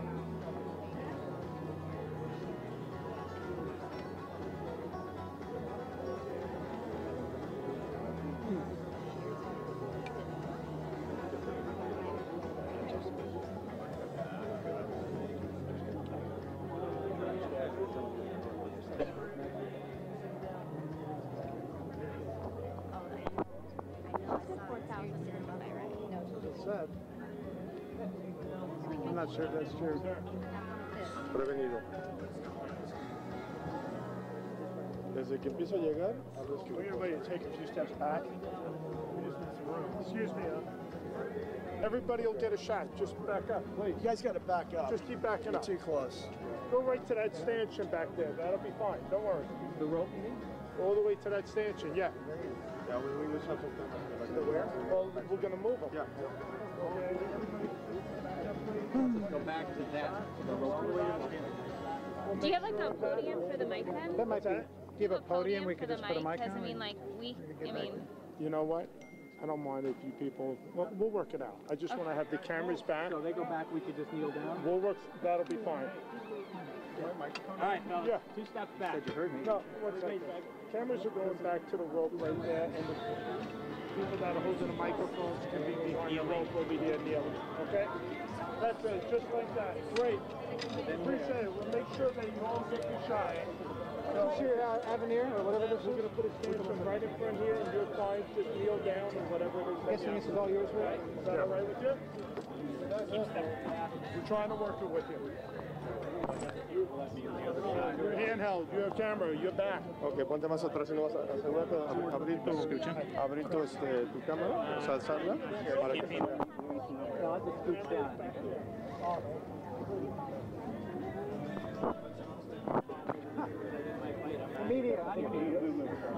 That's my alarm, dude. You gotta go down. Do you remember? I get the picture though. No, I took that. Remember, I posted that. Was that Oh yeah, that one was great. You okay? G, can you hear me?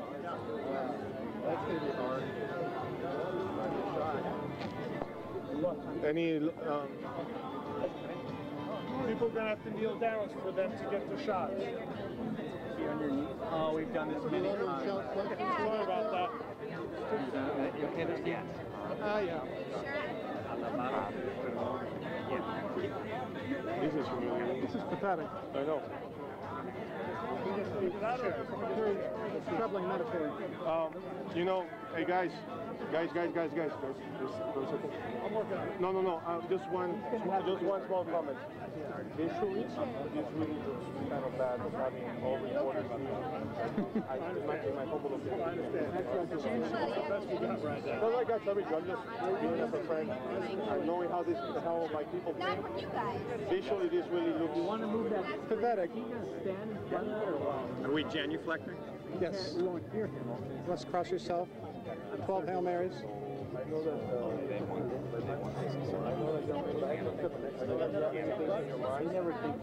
Here's a message for you. Kinsey says, tell Kiefer I love him. Tell her, why doesn't she tell me directly? I'll take a picture and send it to you. Will be nice.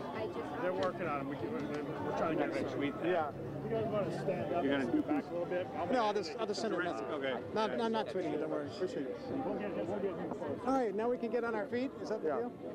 Yeah, stand up. Right. Looks like we're like, hey, right now, you know? I'm Francisco, by the way. What's your name? I'm George. Nice to meet you, George. Thank you on behalf of the reporters. Good job, brother. Union. I mean, you know, apart from the fact that we're reporters, just as a campaign-wise, it doesn't look good. Visually, that looks like the candidate overcoming, you know, it just simply doesn't look good at all. I understand. I agree with you. Well, guys, I know we're live on News Now. We just had a little skirmish with the security people for Trump. Be like a press officer. They moved us back, and then they wanted all the reporters on their knees. We thought that was a bad image, so after some negotiation, we're now back on our feet. Hopefully, Mr. Trump will be out here shortly. There's a crowd of people not far away, so.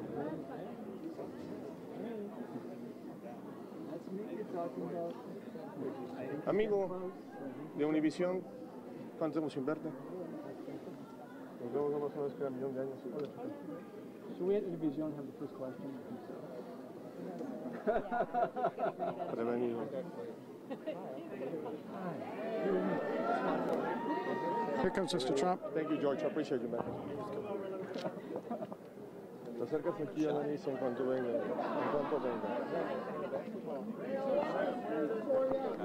Yeah, we're going to settle. Here's Donald Trump. Okay, ladies and gentlemen, Mr. Trump will make a brief statement and then take a few of your questions before we leave. Right here, sir. Okay. Thank you very much for being here. Appreciate it. Everybody down? Can you come forward, sir? Our mics can't catch you over there. Who are you with? I'm with KPNX, NBC in Phoenix. Good. It's a little hard to come forward. There's too many people. I can't come forward. Okay. Go ahead. Mr. Trump, do you have any plans to deal with immigration? Yes, I do. We do have absolute plans to deal with immigration and to deal with illegal immigration. What is the what end? You'll be seeing it very soon. 3 years ago, You covered a lot of ground today in an hour and 10-minute speech. What one lead do you want us to all walk away with today? One point. That we want to make America great again, and one of the things we have to do is stopping illegal immigration. But what is your plan? Legal immigration, it's so important for the country, it's so great. But we have to stop illegal immigration. It's one of the very important things. How do you get the Mexicans to pay for the wall? It's nice seeing these days. Do you think that the president of Mexico or governors of the Mexican states are involved in sending their undesirable people? Yes, I do.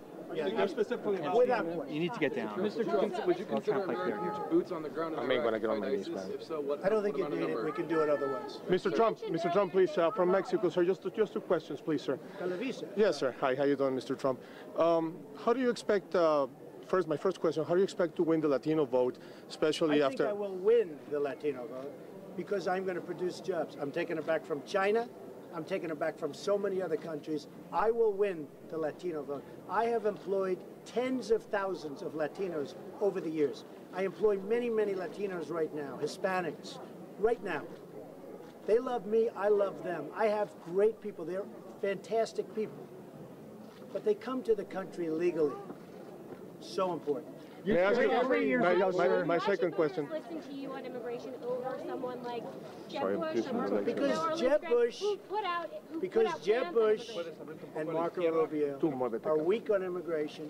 They're weak on border security, and honestly, they don't have a clue. 3 years ago, you said they don't know what's going on. Mr. Trump, just one more question, you please. said Mitt Romney was making a big mistake by alienating Latinos, and that's why he lost. Why are you making that mistake now? I have been called by so many Latinos saying, thank you for doing this. They're here legally. They want the border to be strengthened. People are going to be surprised. The Latinos want the border strengthened. They're here legally. They don't want what's happening. With all of the problems of the illegals coming in, you look at Jamil, you look at Kate from San Francisco, you look at what's happened. These are people that come into the country illegally. In the case of Kate, 5 times. How are you going to single-handedly outmaneuver the Chinese? My second question, please, and it's a sports question. Tomorrow, Mexico plays versus Guatemala at the Phoenix University Stadium. The reason why I mention this is that every time the Mexican national team comes to town, fills the stadium, great for the economy, millions of the economy, and about 80% of those fans are immigrants from Mexico. A comment about that? Good. No, I think it's great. I think it's wonderful. So, President Trump, being here in Arizona, do you stand by your statement? 4 years ago, David Letterman interviewed you, and you said, that you were going to bring the jobs back to the U.S. You haven't done that yet. Excuse me, I'm not president. If I'm president, but you're president of your company. And tell your bosses not to listen so much to the Mexican leaders. They should run their own and tell them to get their debt paid off. But answer my question. You're the president of your company. Here in Arizona, do you stand by your statement? You're the most popular person in the state. I think I'm very popular. I think that a person like John McCain, who I've always supported, I've supported John McCain, but he's very weak on immigration. I think he will probably lose if somebody runs against him for the Republican nominee. How can you single-handedly beat the Chinese? McCain will lose. How can you and if the right person runs, now that may be wrong. But if the right person runs against John McCain, he will lose. How do you single-handedly beat the Chinese? How do you single-handedly beat the Chinese? Thank you, everybody. Do you know how many European and Asian people are here illegally?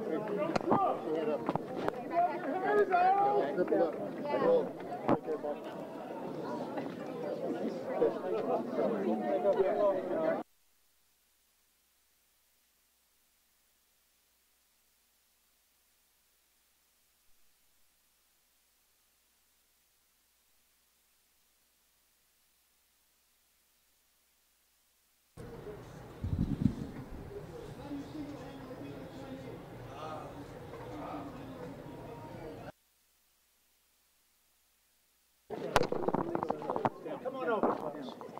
Come on over. A few of the people, they've lost loved ones, family members, sons, daughters to illegal immigrants. It's a problem. It's a big problem, and it should have never happened. Should have never happened. And I've seen your son's picture before, and this is something that should have never happened. I agree. And I want to thank you all for being here, along with Jamil, who is a special person. You know that. Thank you for bringing our situation to the light. Yes, to attention. Hopefully we can get something taken care of and get some help with this, so other moms don't have to suffer like we have. And your son's name, Cindy? Officer Joe Race was my son. We're here on behalf of the grant project for the Ronenbeck family. This is his girlfriend, Maddie. He was shot January 22nd of this year here in Phoenix. Sorry for your loss. Thank you. There are thousands, tens of thousands of Americans who have been killed, and we are memorializing and not going to forget them for these families. And many were in the audience today, and Yes. I could see it. We had a whole section, and it was amazing. Amazing. And I want to thank you all for being here. And thank you too, sir.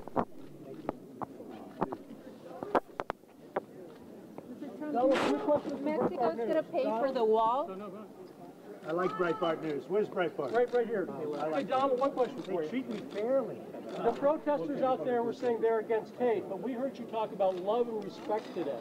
You didn't talk about hate in your speech, did you? No hate. No hate. And what did you say about love and respect? There's no hate in my speech.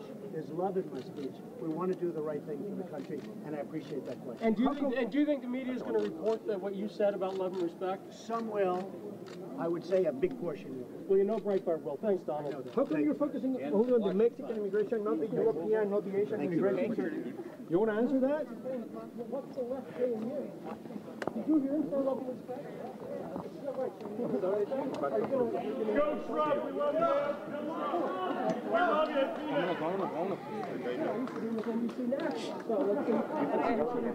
I know how the media plays now. So do you. You know how the media plays. You think you guys are treating me? You know how you play? Yeah. How I play? Yeah, I know how I play. Guys, he's gone, guys. Let it drop. Yeah. Yeah, right. You know,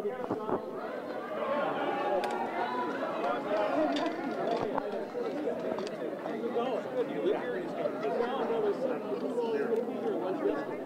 I was in Dallas where I live, and Bannon called me and said, that's never a good question. Hey man, how's it going? How are you? Welcome back. Exactly. The circus is back in Phoenix. I know.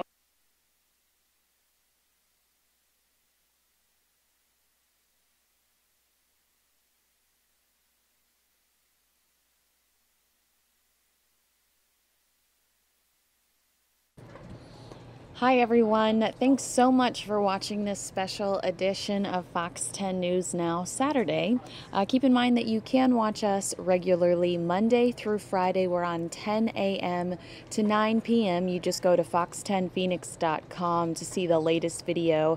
We consistently talk about current events and carry a lot of current events just like this one. A lot of other presidential candidates. We watch Barack Obama speak on a regular basis. So if you are into current events and you like this long form content, check out Fox 10 News Now. There will be more Trump coverage tonight during our 9 and 10 p.m. broadcast. You can watch that on Channel 10 if you are local to Phoenix, or you can watch our local television broadcast at fox10phoenix.com. Make sure you follow us on Twitter at Fox 10 Phoenix, like us on Facebook, and we will see you again on Monday morning at 10 a.m. Head over to fox10phoenix.com to enjoy Fox 10 News Now. Thanks so much.